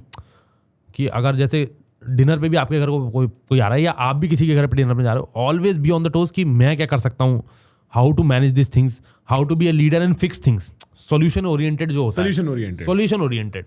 कि जैसे मेरी मम्मी पुलिस में काम करती हैं, तो उनके पास बहुत सारे लोग आते थे अपनी व्यथा लेके, पर लीगल प्रॉब्लम्स, फैमिली प्रॉब्लम्स और ये सब आते थे कि क्या करना चाहिए। तो मेरी मम्मी का पहला होता था कि पहले इसको सॉल्व करो, पहले किसने क्या बोला, किसकी गलती थी, किसकी बोला, अभी क्या करना है पहले ही बताओ, पहले ये मुसीबत सॉल्व करो, उसके बाद अपन रियलाइज करेंगे किसकी गलती थी, किसको ये नहीं बोलना चाहिए था, किसने सही बात किसने पहले टेंशन डिफ्यूज करो, पहले टेंशन डिफ्यूज करो, पहले ये प्रॉब्लम सॉल्व करो। तो वो है मेरी मम्मी का, वो है कि अभी बताओ क्या करना। हाँ, मैं समझ गया कि आप इसमें नहीं फंसे हुए कि किसकी गलती है, आप सॉल्व कर रहे हो फिर देखेंगे उसको। दूसरी चीज मेरी मम्मी ने सिखाई महफिलबाजी। मेरे घर पे शाम को किसी भी टाइम 6 से 7 लोग रहते हैं, अंकल आंटी बच्चे, हर उम्र के लोग, छोटे बड़े, और हंसी ठट्टा चल रहा होता है। तो मेरे को इतना मजा आता है उस चीज में। मेरी मम्मी ने वही सिखाया, महफिलबाजी। ठंड चल रही है तो अलाव ताप रहे हैं, और गर्मी चल रही है तो कूलर चल रहा है, जलजीरा चल रहा है, नारियल पानी चल रहा है, आम का पना चल रहा है, और बातें चल रही हैं, और रैंडम बातें, कोई काम की बातें नहीं है ये, सिर्फ रैंडम बातें, इधर की उधर की, इसकी हंसी मजाक, उसका हंसी मजाक, और ठहाके चल रहे हैं। ये मेरी मम्मी से I have gained. Third is cooking skills. My mom has taught me extremely nice cooking behaviour. मेरे को खाना बनाने का शौक इतना है, और मेरी मम्मी और मैं खाने पे बहुत ज़्यादा बॉन्ड करते हैं। उनको खाना बनाने का बहुत शौक है, उनको खाना खिलाने का बहुत शौक है। मतलब अभी मैं भोपाल से शिफ्ट हो गई मुंबई, तो उनका वो रहता है कि भाई तुम आओ तो हम खिलाऊं किसको। बनाने से ज़्यादा उनको वो है कि 10 लोग आए खा के जाएँ, वो वाला है। तो ये 3 चीज़ मेजरली मैंने मेरी मम्मी से सीखी। हाँ भाई, आप ट्रैवल की बात बता रहे थे मेरे को, कहाँ अभी तो आप वहाँ हो गया? अभी स्पेन हो गया हूँ भाई। फुल फरहान अख्तर, बिल्कुल फुल फरहान अख्तर। हाँ यार, वो हमारी फ्रेंड है लारिसा, उन्होंने मुझे दिया, कह रहा है ये तू बांध ले वरना तू टैक्सी ड्राइवर लग रहा है। मैंने सफेद कपड़े पहने हुए थे, कह रही तू ये पहन ले वरना ड्राइवर लग रहा है। फिर वो पहन के एकदम ही बैठे ही लगा। फिर कुछ मतलब अटेंशन वगैरह सड़कों पे? नहीं, कहाँ सारा इंडियन बॉडी, कहाँ आप यूरोप में अटेंशन पा रहे हैं? नहीं भैया, वहां से ऑब्जर्व करने जा सकते हो आप।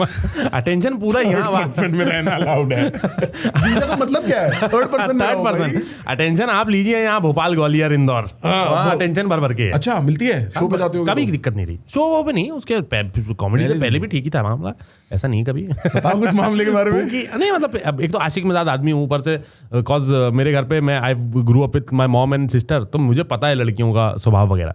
तो मुझे बचपन से ही अच्छी बातचीत है, ऐसा कभी कमी नहीं। मतलब हाँ, इश्क में it didn't materialise into like proper romantic relationships, but like girls have treated me nice in my life. And why do you think was there a blocker in translating that? In me only, because मैं एक तो बहुत ज़्यादा I was too much into my career since I was in. मैं college में था, second year में तो नौकरी करने लगा था। तो अब आदमी कॉलेज जाएगा, नौकरी करेगा, उसमें से आशिकी कहाँ से करेगा? आशिकी मोस्टली बेरोजगारी का काम है। सही बात। लाइक आशिकी आप तभी कर सकते हो जब आपके पास टाइम, बिकॉज लाइक आप एक अग्रीमेंट, रोमांटिक रिलेशनशिप की अग्रीमेंट ही यही है कि we are dividing our sorrows and joys. तो अगर आपके पास टाइम ही नहीं है कि सामने वाला परेशान है, आप उसको टाइम देने का आपके पास टाइम नहीं है, तो आप कैसे अच्छे बॉयफ्रेंड बनोगे? जैसे हाँ, मैं समझ रहा हूँ आपकी बात। और मेरे को ऐसा लगता है कई बार एक लेवल पे वो नाइस गाय वाली बात भी हो जाती है कि मतलब तैयारी पूरी है, पर मेरे को surprisingly I get sufficient phone calls and text messages about this one, कि मतलब हमारी तैयारी पूरी है, बात पूरी हो गई है, लेकिन ये नहीं समझ आ रहा कि वो ट्रांसलेट क्यों नहीं हो रहा रोमांटिक रिलेशनशिप में लड़कों के। क्योंकि यार रिलेशनशिप और being a nice person around people is a very two different things. जैसे मेरे से कोई बोलता है कि तुम इतना बात कर लेते हो, तुम्हारा हंसी मजाक भी कर लेते हो, लड़कियां अच्छे से बात करती हैं। तो मैंने कहा मैं कॉन्वर्सेशन चला सकता हूँ, रिलेशनशिप चलाना अलग चीज़ है। लाइक अगर मेरे साथ कोई बैठा होगा, दिल हैव अ गुड टाइम, दिल एंजॉय, हम हंसी मजाक करेंगे। जैसे मैं हाउस पार्टीज़ में, मुझे बहुत पसंद है हाउस पार्टीज़ करना, हाउस पार्टीज़ में मुझे बहुत अच्छे किस्से सुनाना, कहानी सुनाना, मजे करना। तो पीपल थे कि जब everybody is having so much fun with you, why can't you be in a romantic relationship? Because romantic relationship comes with, क्योंकि उसमें सिर्फ फन नहीं है ना, सिर्फ बकचोदी नहीं है ना, उसमें सैड पार्ट्स भी हैं। उसमें उनका एक इंसान अगर आपकी ज़िंदगी में आता है तो वो पूरा उसकी वल्नरेबिलिटीज़, उसके जीवन के नज़रिया, आपकी फिलॉसफीज जीवन को लेकर मैच होती हैं कि नहीं होती हैं, आपके करियर पाथ्स मैच होते हैं कि नहीं होते हैं, आपका जो है नेचर मैच होता है कि नहीं होता है, कि वैल्यूज मैच नहीं होती है, सारी चीज़ें, आपकी मॉरल एथिक्स किस कहाँ पे लाई करते हो आप even politics matters a lot in relationships, right? तो वो अमेरिका में बहुत मैटर करती है। जस्ट डेट पे जाना और किसी के साथ हंसी मजाक करना, that's a very basic thing, but making a relationship works, it's like it's थोड़ी मेहनत लगती है उसमें। और मैं मेहनत पूरी अपनी करियर के साइड कर रहा था, तो मैं रिलेशनशिप को उतना टाइम दे नहीं पाया कभी। और अब has that changed at all? नहीं, अभी तो, और अब तो पहली बार तो पैसे मिलने चालू हैं तो अब तो काम करेंगे बेहतरीन। But I look forward to a good relationship in future and मतलब मैंने ऐसे बहुत सारे रिलेशनशिप्स हुए नहीं मेरे, तो मैं अब फाइनली एक ही रिलेशनशिप में जाऊंगा और शादी करूंगा। आई एम क्यूरियस कि कैसे, मतलब I am just trying to understand, it's a very interesting take. हाँ बताओ। तो सबसे पहले I had a very massive, when I was in my 11th class, मेरा एक बहुत मैसिव क्रश था और वो 2 साल तक चला। तो she was a good friend of mine, but वो नहीं मटेरियलाइज हो पाया बिकॉज उनको नहीं लगा, मतलब मैंने बोला उनको, बट उनको नहीं लगा और झगड़े वगड़े हो गए। तो वो 2 साल उसमें चले गए। और फिर मेरे को, क्योंकि वो मैंने 2 साल, हालांकि ये सुनने में ऐसा लगेगा कि मेरे साथ कुछ बुरा हो गया, लेकिन वो 2 साल उस इंसान को एडमायर करना, मुझे इतना मज़ा आया कि एक्चुअली में, for me, I love admiring people and not being their boyfriends. I love being in love, but not like, I don't know मैं कैसे एक्सप्लेन करूँ उसको, कि मेरे को 2 साल तो मैं किसी पे, मेरे को जब क्रश आता है ना, तो वो 6 महीने मेरे को इतने, जो मैं अपनी खुमारी में रहता हूँ, वो मुझे बाद में रियलाइज हुआ, क्योंकि मैं as a person I romanticize things a lot. I romanticize cities, I romanticize scenarios, I romanticize museums, I romanticize every art. तो that is also my romanticize का प्रॉब्लम। तो मैं कोई इंसान को इतना ज़्यादा रोमांटिसाइज कर लेता हूँ कि वो इंसान को, जो जिन्होंने भी मुझे रिजेक्ट किया एज अ बॉयफ्रेंड, वो सही थे उस समय में, क्योंकि I was over romanticising, I was not practically approaching love. हालांकि प्यार को प्रैक्टिकल अप्रोच नहीं करना चाहिए, लेकिन इतना भी रोमांटिसाइज नहीं करना चाहिए कि आपको सारी चीज़ें अच्छी लग रही हैं, आपको पूरी चीज़ें अच्छी लग रही हैं। तो यू टेक अ पर्सन, और टीनेज लव तो यही होता है बेसिकली, कि आप टीनेज लव में आप अपने आशिक से कितनी बार मिलते हो, हफ्ते में 1 बार, कोचिंग में, ट्यूशन में।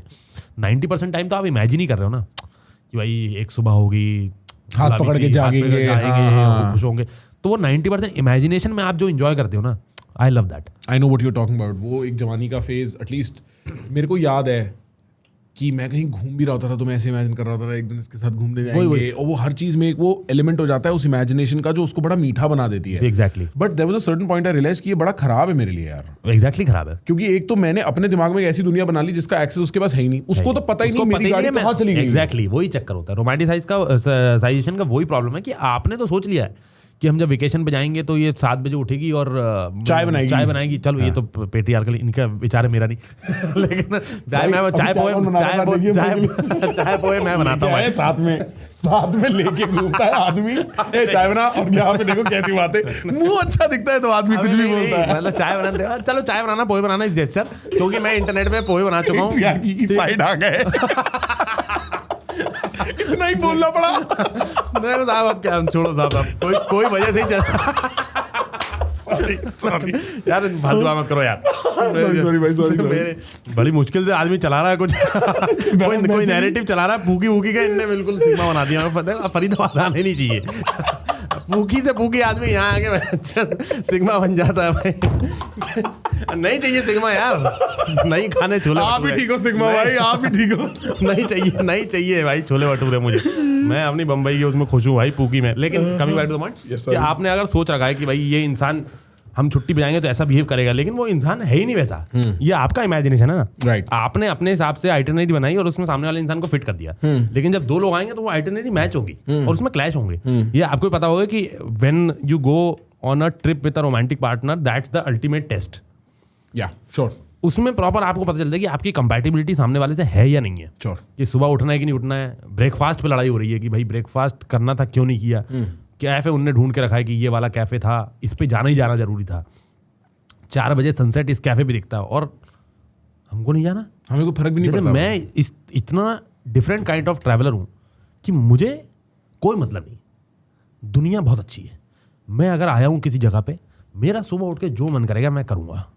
मैं भाई अच्छे से अच्छे शहर में हूँ, मैं पार्क्स में जाके सो जाता था। जैसे मैं पेरिस का एक्सपीरियंस मेरे लिए है कि मैं 3 पार्क्स में दिन भर सोया हूँ, और that is my Paris experience. कि मुझे ऐसा मिला ही नहीं था कभी ज़िंदगी में कि मैं किसी पार्क में सुंदर से हवा चल रही है और मैं सो गया। तो मेरे को ये नहीं है कि भाई पेरिस का वो कैफ़े जो था उसमें जाना बहुत ज़रूरी था, वो अगले दिन चले जाऊँगा। मैं नहीं भी जाऊँगा तो कोई बात नहीं, मैं जहाँ हूँ वहाँ बढ़िया रहता हूँ। तो कमिंग बैक तो वही रोमांटिक रिलेशनशिप्स मेरे इसलिए नहीं हुआ क्योंकि एक तो मैं मल्टीपल जॉब्स करता था, मैं बहुत सारा काम करता था। मैं कॉलेज जाता था, फिर अपना रेडियो की जॉब करता था, शाम को स्टैंड अप करता था भोपाल में, फिर वो चला। तो अब इतने उसमें आप कहाँ टाइम दे पाओगे। फिर मैं सिटीज़ बदल दी, फिर मैं भोपाल से इंदौर चला गया, 1 साल में इंदौर रहा, फिर मैं मुंबई आ गया, और फिर मैं रेडियो के बाद में एक कंपनी में काम करने लगा एज अ राइटर। तो मैं वहाँ जाकिर भाई वाली कंपनी? नहीं, अच्छा, जाकिर भाई उससे बहुत before। लेट आया। ये ब्लंट करके एक वीडियो कंपनी थी जहाँ हम लोग सतीश भाई, सतीश रे, इन लोगों के साथ वीडियोस बनाते थे। ठीक, शाउट आउट सतीश भाई। हाँ, सतीश भाई वाज द फर्स्ट पर्सन। वो इंदौर में आए वीडियो शूट करने के लिए। तो इंदौर में बहुत छोटी सी स्टार्टअप कंपनी थी और हम लोग वीडियोस बनाते थे, sketch comedy videos. And we used to like कि एक थंबनेल क्लिकबेट के लिए you get a good actor from Mumbai who is famous on the internet. तो हम सतीश भाई को, बद्री को, अनुष्का को, इन सबको बुलाया करते थे। और सतीश भाई आए तो उस टाइम 2 वीडियोस हमने लिखे थे उनको करने के लिए। एक वीडियो था जिसका नाम था, तो मैंने ही लिखे थे और I used to be the only writer in the team. तो एक वीडियो था सोसाइटी सुधार स्क्वाड। तो उसमें वो ऐसा है कि ये जो लोग होते हैं जो वैलेंटाइंस पे लोगों को मारते हैं जाके, वो वैलेंटाइंस के एक दिन पहले एक मीटिंग भी तो करते होंगे कि कल क्या करना है, क्यों मारना है इनको। तो वो उस पर एक स्केच कॉमेडी वीडियो था, इट्स राइट, अभी भी ऑनलाइन है, वो जाके देख सकते हो। वो वीडियो था। और एक और वीडियो था जहाँ हम नॉस्टैल्जिया वाली हमने रिचार्ज शॉप क्रिएट की थी, जहाँ 2003-4 में जो नॉस्टैल्जिया वाली रिचार्ज शॉप है उसमें क्या क्या एनेक्डोट्स होते थे। तो उसमें एक हज का रिचार्ज होता था। हाँ, हज का रिचार्ज आता था। उसमें वो आ रहा है, उसमें पीयू के लॉक लग जाता था लोगों का, मस्ती में लोग पीयू के लॉक लगा देते थे जिससे फोन ही बंद हो जाता था। हाँ, वो अच्छा। तो सतीश भाई आया, उन्होंने जब ये सोसाइटी सुधार स्क्वाड वाली स्क्रिप्ट पढ़ी, he was the first guy to tell me कि यार you should come to Mumbai ASAP, यहाँ मत रहे ज़्यादा दिन, क्योंकि you write good and you are needed in Mumbai. हालांकि मेरे को उसके बाद मुंबई आने में, उसका 1 साल बाद में मुंबई आया, क्योंकि it's very tough for somebody from a small town to like think of Mumbai, because it's such an expensive city. I remember मैंने जाकिर भाई को पूछा था कि भाई मैं मुंबई आ जाऊँ, उन्होंने मेरे को एक अमाउंट बताया था कि इतना तेरे बैंक में हो तब आना। कितना यार? तब उन्होंने मेरे को बोला था कि at least you should have 5 to 6 lakh rupees in your bank account. ये सेविंग्स हैं? सेविंग्स, हाँ, मुंबई आने के लिए। हाँ। क्योंकि आप जॉब लेके मुंबई नहीं आ रहे हो, नहीं, आप काम ढूंढने आ रहे हो। हाँ। तो आप कोई घर में रुकोगे, बिल्कुल। और आप फिर अब आप अच्छा काम ढूंढने आ रहे हो। और कॉमेडी और आर्ट ऐसी चीज़ है कि वो थोड़ा सा तो कंडीशंस अच्छी मांगती हैं। ऑलवेज हमेशा जो है बारिश नहीं होती, हमेशा बारिश, और हमेशा उसमें नहीं हो पाता। तो उन्होंने बोला तू आएगा, पहले घर लेगा, सेटल होगा, 3-4 महीने में तेरे को कुछ काम मिलेगा या नहीं मिलेगा। तो ये नहीं कि तेरे आते से पहले तेरे दिमाग में हो कि मेरे को पैसा इन कर लेता हूँ मैं, फिर तू ऐसा काम करेगा जो तेरे को नहीं करना था। फिर तू 1 साल बाद सैचुरेट हो जाएगा, तू बोलेगा मजा नहीं आ रहा काम करने में, मैं छोड़ना चाहता हूँ। तो पहले पैसा सेट करो, फिर मुंबई आओ। ये तो मुझे जब 2017 के लिए कॉमिक्स्तान 1 के लिए मैं गया था मुंबई पहली बार, मुझे रियलाइज हो गया था बहुत महंगी शहर है ये। मतलब मेरे को, मतलब मैं लिटरली लोअर पैलेल में कैनवास लास्ट स्टोर होता था, तो वहाँ मैं स्पॉट करने गया ओपन माइक का। तो वहाँ 1:30 बजे रात के, और मैं मलाड में रहता था मेरे एक दोस्त के यहाँ, और मलाड से लोअर पैलेल बहुत दूर है, और रात के 10:30 बजे 11 बजे का शो होता था, और वो खत्म होते थे 12:30 बज गया। और मैं नीचे उतरा तो सारे कॉमिक्स अपनी कैब कर रहे थे और ये कर रहे थे। तो मेरे से एक कॉमिक ने पूछा कि भाई क्या है तुम्हारी कैब? मैंने कहा कैब तो नहीं है, क्योंकि कैब के तो पैसे ही नहीं है। तो उन्होंने बोला कि फिर? मैंने कहा ट्रेन से जाऊँगा। कह रहे ट्रेन बंद हो गई है। तो 12-12:30-1 बजे तक ट्रेन बंद हो जाती है। मैंने कहा मुझे मतलब समझ नहीं आया कि अब मैं जाऊँगा कैसे 15 किलोमीटर, मतलब there is no way to go. Because मैंने कभी भी, जैसे भोपाल में हम लोग इतना ज़्यादा ना ऑटोज में बैठे थे ना कैब्स में बैठे थे, बिकॉज एवरीबडी हैज स्कूटी है, अपनी बाइक है, दोस्त को बुला लिया। ये वो छोटे शहर का ये कमराडरी इतनी बढ़िया है ना कि आपके पास बहुत सारे अभाव हमको पता ही नहीं चलते because of the community. Agree. कि आपको, जैसे मुझे टिल आई वॉज इन भोपाल, मुझे कभी न्यू ईयर्स पे या ऐसे कोई टाइम पे क्लब्स की ज़रूरत ही महसूस नहीं हुई कि अपने ग्रुप में इतना मज़ा आ रहा है। तो कभी सोचे नहीं कि क्लब जाके कैसा लगेगा। तो बहुत सारे अभाव जो हैं वो कम्युनिटी, जितनी ज़्यादा अच्छी कम्युनिटी होगी आपको उतना ज़्यादा कम चीज़ें फील होंगी। तो मुझे भोपाल में कभी वो फील ही नहीं हुआ कि भाई कैब में कितना पैसा लगता है। तो मैंने पहली बार मुंबई जाके देखा कि 600 रुपये हम भोपाल में किसी ऑटो वाले को 600 रुपये सोच नहीं सकते कि हम दे देंगे कभी। तो फिर वो उन्होंने मेरे को फिर अंधेरी तक छोड़ा था, अंधेरी से मैं गया था। गौरव कपूर नाम है उनका, उनको याद नहीं है मैं उनसे पूछ रहा था। गौरव कपूर, द गौरव कपूर, वो नारियल पानी वाले, one and only Gaurav Kapoor, OG Gaurav Kapoor. Sorry भाई, सॉरी, अगली वीडियो में मेरी भी ले लेंगे वो नारियल पानी। अच्छा, वो जो नारियल पानी में ऐड करते थे ना, हाँ, उनके साथ जब हमने पॉडकास्ट किया था, हमने नारियल मंगवाया ताकि वो ऐड करे फिर से। भाई इसी बंद कर, थोड़ा कम कर दे। हाँ, क्या करते भाई? तो फिर गौरव भाई, तो वही मैं तब मैं रियलाइज हुआ था कि तब मैं सिर्फ कॉमेडी करता था, मैं जॉब नहीं करी थी, मैंने इंजीनियरिंग और कॉमेडी करता था। मैंने रियलाइज किया कि ये बहुत महंगा शहर है और मैं अब अगली बार इस शहर में आऊंगा तो बिना पैसों को नहीं आऊंगा, क्योंकि ये रुलाता है शहर। बिल्कुल मुंबई, पहली बार मुंबई आपको पटकेगा, मतलब 100% मुंबई विल आपको आपकी औकात दिखा देगा। कि मतलब शाहरुख खान का एक इंटरव्यू अनुपम खेर के साथ, उन्होंने बोला कि मैं सड़कों पे रोता था, और मैं कहा यार ये तो थोड़ा एग्जैजरेशन है यार। सड़क में मतलब वो हो जाता है, मुंबई में आप सड़कों पे रो सकते हो, मतलब it is that city, but when it starts rewarding you there is no city like that. मतलब वो जब आपको रिवॉर्ड करेगा ना, वो टेस्ट करेगा आपको प्रॉपर, क्योंकि वहाँ पे सब लोग इतने ज़्यादा वर्क ओरिएंटेड हैं। तो मैंने जब सोचा था 2017 में, मैंने कहा अब मैं वापस आऊँगा बम्बे, तो अब मैं पैसा कमा के आऊँगा, या एटलीस्ट मेरे पास पैसे होने चाहिए, क्योंकि उस टाइम मैं किसी मम्मी से मांग के पैसे ले आया था, और मेरी मम्मी गवर्नमेंट जॉब में है, तो मतलब इसमें कोई आई एम नॉट, वो अभाव जब हिट करता है, मैं पॉवर्टी पॉन नहीं कर रहा हूँ, मैं जस्ट आई एम स्टेटिंग फैक्ट्स। मतलब मेरे को बिल्कुल पसंद नहीं है कि मैं गरीबी का वो करूँ कि ये वो है, बट मम्मी गवर्नमेंट जॉब में थी, तो गवर्नमेंट जॉब में जनरली होता है, जितने भी गवर्नमेंट एम्प्लॉयज होते हैं वो उनकी सैलरी अच्छी होती है, लेकिन 20 तारीख तक, 20 तारीख के बाद क्योंकि उनकी रेगुलर सैलरी आती है, तो वो अपने पूरे EMI इतने बराबर फिक्स कर लेते हैं कि 15-20 तारीख के बाद almost they have no money, क्योंकि सब लग गया है इधर। तो वही 25-25 तारीख का था, और मैं 7 दिन मुंबई में रहता था, मैं 7 दिन रहना मुश्किल हो गया था मुंबई में। तो मैंने कहा अब मैं मुंबई आऊँगा तो पैसा कमा गया। मैं वापस गया, मैंने रेडियो की जॉब ली, रेडियो की जॉब करी, उससे थोड़े पैसे आए, फिर मैं मुंबई आया वापस। तो cut to coming back to the point कि जाके मैंने बोला था कि तो फिर मैं मुंबई आने से डरता था, तो I was scared of coming to Mumbai. मैं कॉमेडी चालू करी 2016 में, मैं मुंबई मूव हुआ। मेरे सारे दोस्तों के मूव होने के बाद, मेरे दिल्ली के जितने फ्रेंड्स थे वो सब पहले मुंबई चले गए, फिर कोरोना भी आ गया था खैर, लेकिन मेरे सारे साथ के फ्रेंड्स स्टार बन गए थे कॉमेडी में, और मैं रेडियो की नौकरी कर रहा था भोपाल में। और क्योंकि मुझे पता था कि माई टाइम विल कम, मैं उस टाइम से जाऊंगा ज़बरदस्ती रश करके। जैसे बहुत सारे मेरे दोस्त वो भी थे कॉमेडियंस जो ऑप्शन जिन्होंने कॉमेडी बंद कर दी या कम कर दी, वो बहुत जल्दी मुंबई चले गए without any financial backing and without any, आपको आर्ट की भी समझ उतनी होनी चाहिए ना। और वो 2 साल में वो उनका वो सैचुरेशन हो गया ऑन द लेफ्ट, तो मेरा वो भी नहीं था। मैं कहा था आराम से सीख के जाएंगे। फिर मैं जब बॉम्बे आता था तो आई यूज्ड टू रियलाइज़ कि my art is not at par to be marketed as like one of the prominent faces of comedy. तब तो फिर मैंने पढ़ाई चालू करी। फिर मैंने कहा कि कॉमेडी की, सिर्फ कॉमेडी की पढ़ाई नहीं होती है, सारी चीज़ों की पढ़ाई होती है ओवरऑल। क्योंकि मैं इंजीनियरिंग कॉलेज से हूँ, हाँ। उसके पहले मैं बॉयज स्कूल में था। हाँ। ये दोनों जगह ऐसी हैं कि आपको अगर नहीं पता एलन मस्क के बारे में तो भी आप मस्त इंसान हो, नॉन जजमेंट है ना। आप अपने मोहल्ले का किस्सा सुना रहे हो तो भी सही आदमी हो। इंजीनियरिंग कॉलेज में वो इतना ज़्यादा अपने ही दुनिया में रहते हैं, प्लेसमेंट, अपना कॉलेज, अपने कॉलेज के अंदर की पॉलिटिक्स, अपने कॉलेज के अंदर की बातें, किसका कितना प्लेसमेंट लग गया, पुणे में किसने फ्लाइट ले लिया। They engineers have no clue about the politics, the philosophy. मुझे पता ही नहीं था कि फिलोसफी, साइकोलॉजी करके चीज़ें एग्जिस्ट करती हैं टिल अ लॉन्ग टाइम। जब तक मैं कॉलेज से निकला नहीं, मेरे को पता नहीं चला। तो फिर मैं कहा कि ये पढ़ना पड़ेगा। आर्ट जो है वो पढ़ने वाली चीज़ है। जितना कंज्यूम आप करेंगे, अब वो कंजम्पशन अलग अलग फॉर्म में होता है, वो लोगों से मिलने के फॉर्म में होता है। You go out and meet a lot of people, you consume the type of people. जितने ज़्यादा आप लोगों से मिलोगे उतना आपका मॉरल जो कंपास है वो खुलता जाएगा। वरना आप जैसे मैं अपने शहर में रहता था, तो मेरे शहर में जो लोग रहे हैं वो मेरे ही मोहल्ले में बड़े हुए हैं। मैं जिस दुकान से खरीदा है सामान, वो उनने पिक्चरें भी केबल पे वही वाली देखी हैं जो मैंने देखी हैं, तो हम लोगों का मॉरल कंपास सेम है।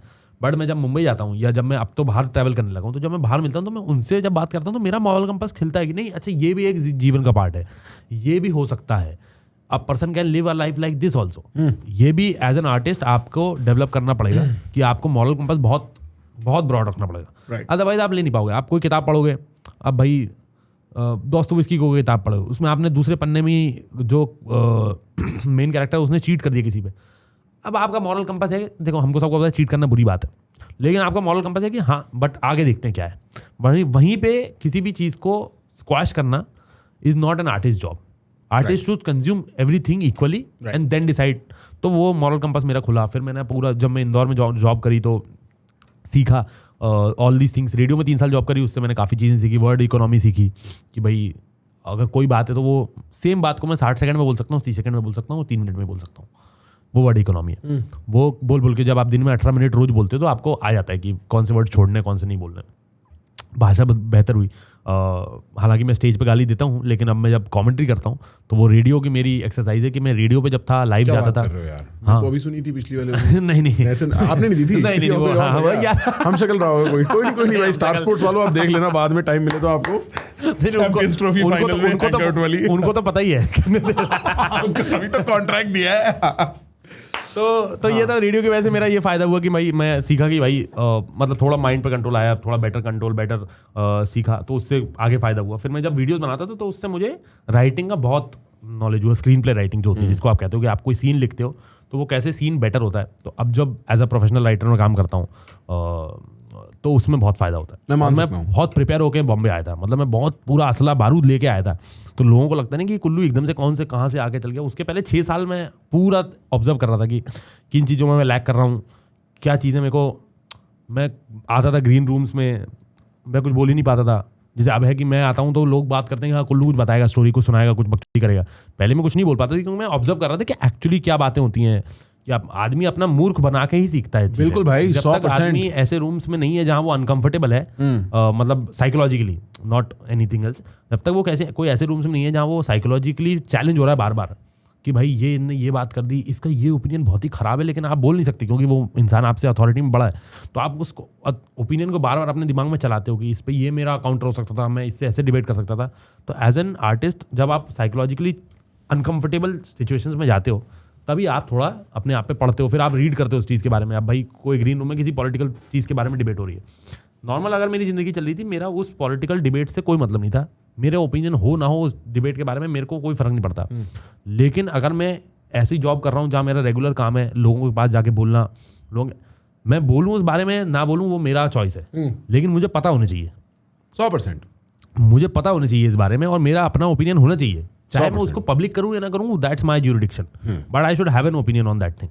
ये सब मैंने सीखा लोगों को देख के, लोगों से बात करके, जाकिर भाई से बात करके। फिर मैं बॉम्बे आया तो आते से फर्जी मुशायरा करके शो था वो लिखने लग गया, मैं वो लिखने लग गया। वहाँ से तन्मय भाई मिले, तन्मय भाई ने बोला रिएक्ट्स पे आ जा, रिएक्ट्स पे हम लोग बात चलोगे। तो वो लोगों को लगता है कि एकदम से लोग, मैं पूरा तैयारी करके बॉम्बे आया था कि अब खत्म हो चुका है, तो मैंने इंदौर की नौकरी छोड़ी, मैंने कहा अब बोरिंग हो चुका है, मतलब क्योंकि सेम शहर में आप रहते हो, आपकी भाषा सेम है, खाना सेम है, लोग सेम है, सेम तरीके से दिमाग चैलेंज होना ही बंद हो गया, मांगता है। मैंने वो रियलाइज किया है कि वो मतलब मेरे थॉट्स आने ही बंद हो गए थे। मेरा वो सेम शहर में रहते रहते आप, क्योंकि वो है ना, वो बहुत फेमस एक साइकोलॉजी का एक्सपेरिमेंट है कि वो एक चूहे को एक रास्ता बताते थे और फिर उसके बाद उसकी आंखों में पट्टी बांध देते थे कि वो इतनी बार उस रास्ते पे जा चुका है कि वो ब्रेन बिना चलाए, ब्रेन स्टिमुलेट हुए बिना भी वो उस रास्ते पे चल जाता था। तो वही होने लगा था। मैंने कहा अब कुछ भी हो जाए, अब पैसे भी ठीक ठाक जमा हो चुके हैं, अब चलना चाहिए मुंबई, अब देखी जाएगी, व्हाटएवर हैपेंस वील सी। तो मैं मुंबई गया, फिर ठीक हो गई चीज़ें। तो वो मैं पूरी तैयारी किया था, मैं ठीक ठाक किताबें पढ़ के आया था, ठीक ठाक वर्ल्ड सिनेमा देख के आया था, ठीक ठाक लोगों का एक्सपीरियंस लेके आया था कि मैं मुंबई आया था। मैं पूरी तैयारी कि मैं किसी रूम में घुसूंगा तो people will know I am there. Got it. मैं सोच के आया था और वो हुआ। Bro I tell you something, मतलब दिस माय ऑब्जर्वेशन। हम लोग अब कुछ 1-1.5-2 घंटे से बात कर रहे हैं शायद ज़्यादा से। Bro I think one, it may not appear to people, it may also, people who know you will for sure know you are a very smart person. Even मतलब मेरे को लगता है आप you are so smart कि आपकी जो life की प्रॉब्लम्स भी थी वो आपने कैसे ऑटोमेटिकली कोप करके सॉल्व कर ली, शायद आपको पता नहीं चला। हो सकता है आप कम्युनिकेट ना कर पाए, हो सकता है वो बहुत इशूज रहे। I think you are a very smart person. I think your orientation towards art is very pure. और जो आपके सारे ये बुरे वक्त में आप चाहे किसी भी बारे में बात कर रहे हो, हार्ट ब्रेक के बारे में, एंग्जाइटी के बारे में, all these things, the reference back to art is so interesting because it seems like वो आपकी वो डोर थी जो आपको तूफान से बचा के निकाल के लेके गई है। You are very easy to talk to. It is there is भाई इस पे बहुत बहुत शुक्रिया भाई, जो कमाल है, ये तो सबसे हल्की बात बोली है मैंने। No, I think it is it's like talking to somebody I've known. मैं मतलब अपनी टीम को ये कह रहा था कि यार कुल्लू से बात कर रहे हैं, पता है Kullu, we've seen you so much, एक तो, but also you are so easy to talk to. You are so open about things that people would generally not be open about. I think you have a gift, bro. Like comedy is probably the right intersection. Writing is probably the right intersection of all these traits.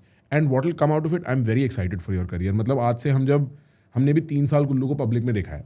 Kullu खुद को 10 साल से देख रहा है, 20 साल से 30 साल से देख रहा है, but as far as the public arena is concerned, 2022 है, right? Bro, 3 साल में अगर कुल्लू यहाँ है, God knows कि क्या निकल के आने वाला है कुल्लू से। I'm very pumped for your journey, bro. I'm very excited for it, and thank you so much for even taking out the time for अरे भाई मजा आ गया भाई, इतनी लंबी बातचीत 1 2 3 से लेके हम सातरे से लेके हम कहाँ चले गए भाई, साटरा से लक्ष्मी नारायण तक का सफर, लक्ष्मी नारायण तक का सफर भाई, मजा आ गया प्रखर भाई। ये तो बम का कवर है ये तो बम का कवर है मैं कह रहा हूँ भाई बम का कवर है। बहुत मजा आया प्रखर भाई लेकिन आपसे बात करके, it was such a nice afternoon, और लंबी बातें करी और अच्छी बातें करी और मजा आया। आई होप लोगों को भी ठीक लगे। नहीं, लोग तो गाली देके ही जाएंगे, लेकिन generally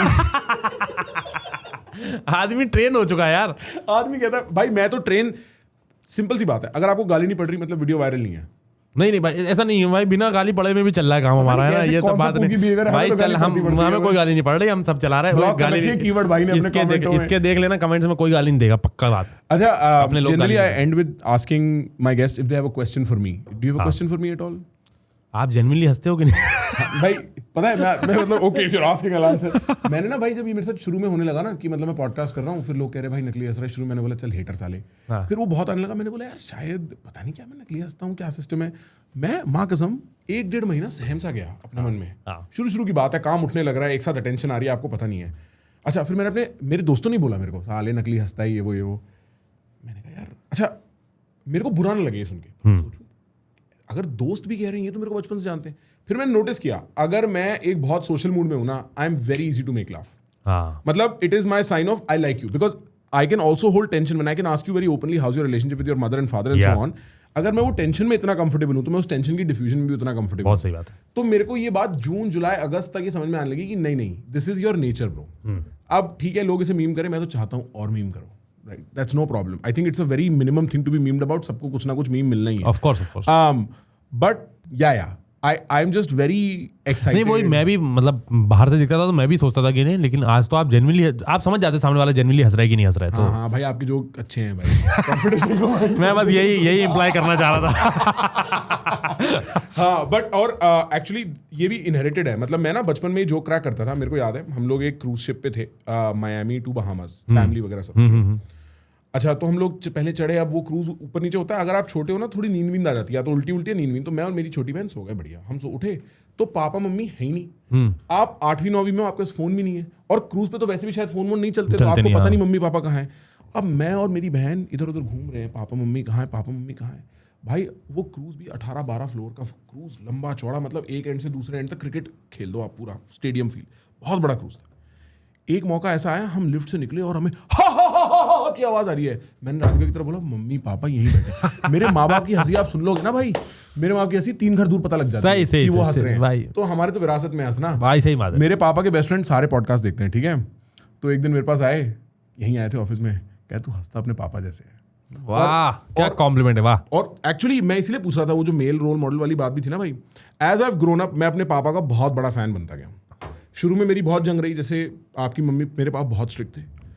as I have grown up I am his biggest cheerleader. I enjoy, like मेरे को ठाट है, this is my father, right, like I am super happy and it has played such an interesting role मेरी development में, कि मैं किस तरीके से लोगों की रिस्पॉन्सिबिलिटी वगैरह हैंडल करूं। आई कैन नॉट इमेजिन कि मेरे को वो कहाँ से मिलता if not this, of course. And that is why I meant कि इवन इन दैट एब्सेंस अगर आपने वो ढूंढ लिया, मैं वो बोलना भूल गया कि the dads of my friends they have kept me like, वो अपने बेटे को डांट देते होंगे, मेरे को सब लोगों ने इतने प्यार से रखा, इतने लाड़ से रखा। मेरे जितने दोस्तों के डैड्स हैं उनने सब ने इतने लाड़ से रखा। मेरी मम्मी के ऑफिस के कलीग्स जो हैं वो इतने लाड़ से रखते थे। मतलब मैं जेन्युइनली बता रहा हूँ कि ऑफिस, जब भी आप सरकारी ऑफिस जाओ तो अगर कोई बच्चा ऑफिस जाए तो उससे यही पूछते हैं कि तुम्हारा नंबर कितना है, क्या पढ़ाई चल रही है, ढंग से पढ़ लो, ये वो। मैं जब मम्मी के ऑफिस जाता था, मैं तब क्रिकेट खेलता था, तो वो सिर्फ क्रिकेट के बारे में आवाज़ पूछते थे कि अच्छा कौन सा ट्रायल है, क्या है, कल क्या है, ताकि मेरे को ऐसा लगे कि मेरे पे प्रेशर पड़ रहा है किसी भी चीज़ का। तो they always kept me, all the dads of my friends. मेरे बचपन के दोस्त है एक, उसके पापा डॉक्टर हैं, वो such a nice person to hang out with. उन्होंने इतनी चीज़ें बताई, क्योंकि हम उन लोगों के घर पे हैंग आउट करते थे, तो उनके क्लिनिक में बैठते थे। वो चाइल्ड स्पेशलिस्ट हैं, तो हम लोगों के 12 साल तक तो हमको इलाज के पैसे ही नहीं लगे, क्योंकि मैं मेरे दोस्त का ही हॉस्पिटल है तो मैं वहीं एडमिट हो जाता था, सारी चीज़ें थी। तो पीयूष के पापा ने इतना मदद की, सारे लोग हैं, इतने लोग हैं कि मतलब मेरे को कभी फ़र्क ही नहीं पड़ा। मैं इतने, और एक तो मैं जब बड़ा हुआ मैं इतने लोगों के साथ बैठने लगा ना, आई यूज टू, मैं आदमी हूँ कि मेरे को मस्त इंसान मिलता है, मैं 2 घंटे बिताऊंगा, मेरा सारा काम छोड़ूँ, मस्त इंसान से कन्वर्सेशन का जो इंपॉर्टेंस, जो वैल्यू है ना, Agreed. वो उसका कहीं आपको कोई किताब में, कोई लिटरेचर में, कोई आर्ट में वो नहीं मिलेगा जो एक बढ़िया इंसान के साथ 3 घंटे की बातचीत आपको मिलेगी। Hard agree bro. और सोलो ट्रैवलिंग में, स्पेशली ये बैकपैकिंग ट्रैवलिंग में जो आप अर्ली 20s में कर सकते जो हो, हॉस्टल्स में आप बैठ के बातें करते हो, एक ऐसे देश का है जिस देश का नाम नहीं सुना आपने, बिल्कुल, वहां के देश के इंसान से आप कनेक्ट कर रहे हो, बात कर रहे हो, डिस्कस कर रहे हो जिंदगी, और उसकी दुनिया में क्या हो रहा है भाई आपको अंदाजा ही नहीं है कि इस दुनिया, उज्बेकिस्तान में क्या जिंदगी है, मुंह तो वहां पता के ना भाई। कॉलेज में क्या परेशानी चल रही है, क्या दिक्कत हो रही है, क्यों वो घूमने आए, कैसे पैसे बचाए, कौन सी जॉब करी, सब चीजें डिस्कस करते हो आप। और वो उसका जो थ्रिल है, एटलीस्ट मेरी अर्ली 20s में, वो बड़ा इंटरेस्टिंग था। लोगों से मैंने किताबें तो फिर बाद में पढ़ी हैं, पहले तो मैंने लोगों से बातें करी हैं। भाई लोगों से बात करना सबसे बड़ी एजुकेशन है, आई थिंक। लोगों से, अच्छे लोगों से, सक्सेसफुल लोगों से बात करना, बड़े लोगों से। जैसे मैं मेंटरिंग को इतना स्ट्रिक्टली मानता हूँ कि everybody should have a mentor in their life, either their parents और either their like teachers, somebody they who you can talk to without hesitating, and also who can scold you. जो तन्मय भाई का मेरे life में काम है, या जो जाकिर भाई का मेरे लाइफ में काम है, जो गोपाल जी का काम है, कि दे आर माई मेंटर्स। और I had mentors in every phase of my life. मैं जब क्रिकेट खेलता था तब भी आई हैड मेंटर्स। तो मेरे को एक ऐसा इंसान चाहिए जिससे मैं जाकर बताऊँ, भाई ये दिक्कत हो गई है, ये प्रॉब्लम हो गई है, और वो मेरे को साफ बात बताएं। वो मेरे से लाड़ नहीं करते, वो मेरे से लाड़ जब करते हैं वो अलग बात है, ये साफ, ये गलत चीज़ है, ये घटिया चीज़ है, ये बंद करो। और मेरे को उनकी रिस्पेक्ट में वो चीज़ बंद करनी पड़ेगी, भले ही मैं कितने सोचूं कि अरे नहीं यार ये, जैसे बहुत सारी चीज़ होती हैं, बहुत सारे जोक्स होते हैं। हमको किसी बड़े भाई ने बोला कि ये नहीं करना है, नहीं करना है, ठीक है। अगर वो बोल रहे हैं तो कुछ सोच के बोल रहे हैं। वो रिलेशनशिप भी बड़ा मीठा होता है, वो बहुत जरूरी है। As a always you should strive to have a mentor in your life, respect people. उसके लिए आपको लोगों को मौके देने पड़ेंगे, आपको धोखे खाने पड़ेंगे, तब जाके आपको मिलेंगे अच्छे लोग। लोग क्या है, पहले ही सोचते हैं कि मैं किसी को मेंटर बना लूँ, ये मेरा फायदा उठा लेगा, लेकिन तेरे पास है कितना फायदा देने कितना का? फायदा देंगे, ये भी पहले सोच, काम हाँ। तो कर। अरे एक इंसान उठाएगा फायदा, 2 उठाएगा, हो सकता है 3 के बाद एक अच्छा इंसान मिल जाए जो और वो काम कर चारों की कमी पूरी कर देगा। तो everybody should strive for mental. Very interesting bro, this has been absolutely fantastic. Thank you so much for coming. कभी भी अगर बाकी दुनिया के सारे पॉडकास्ट खत्म हो जाएं और कभी और कहीं बात करनी पड़े, भाई हम यही हैं। डन भाई, हमें कोई कमी रह गई हो तो हमें माफ कर देना। नहीं भाई, सब देखिए दुनिया, हम तो अरे साहब एक ही में बात करते हैं। अरे क्या बात कर दी साहब, आप रहने दो, आप अंडर प्ले कर करके आपने जो है ऐसी तैसी करा रखी है, अंडर प्ले करके। कैसे करें सर, आप ओवर प्ले करके सारे पॉडकास्ट। चलो थैंक यू सो मच, बहुत शुक्रिया भाई, ख्याल रखें भाई।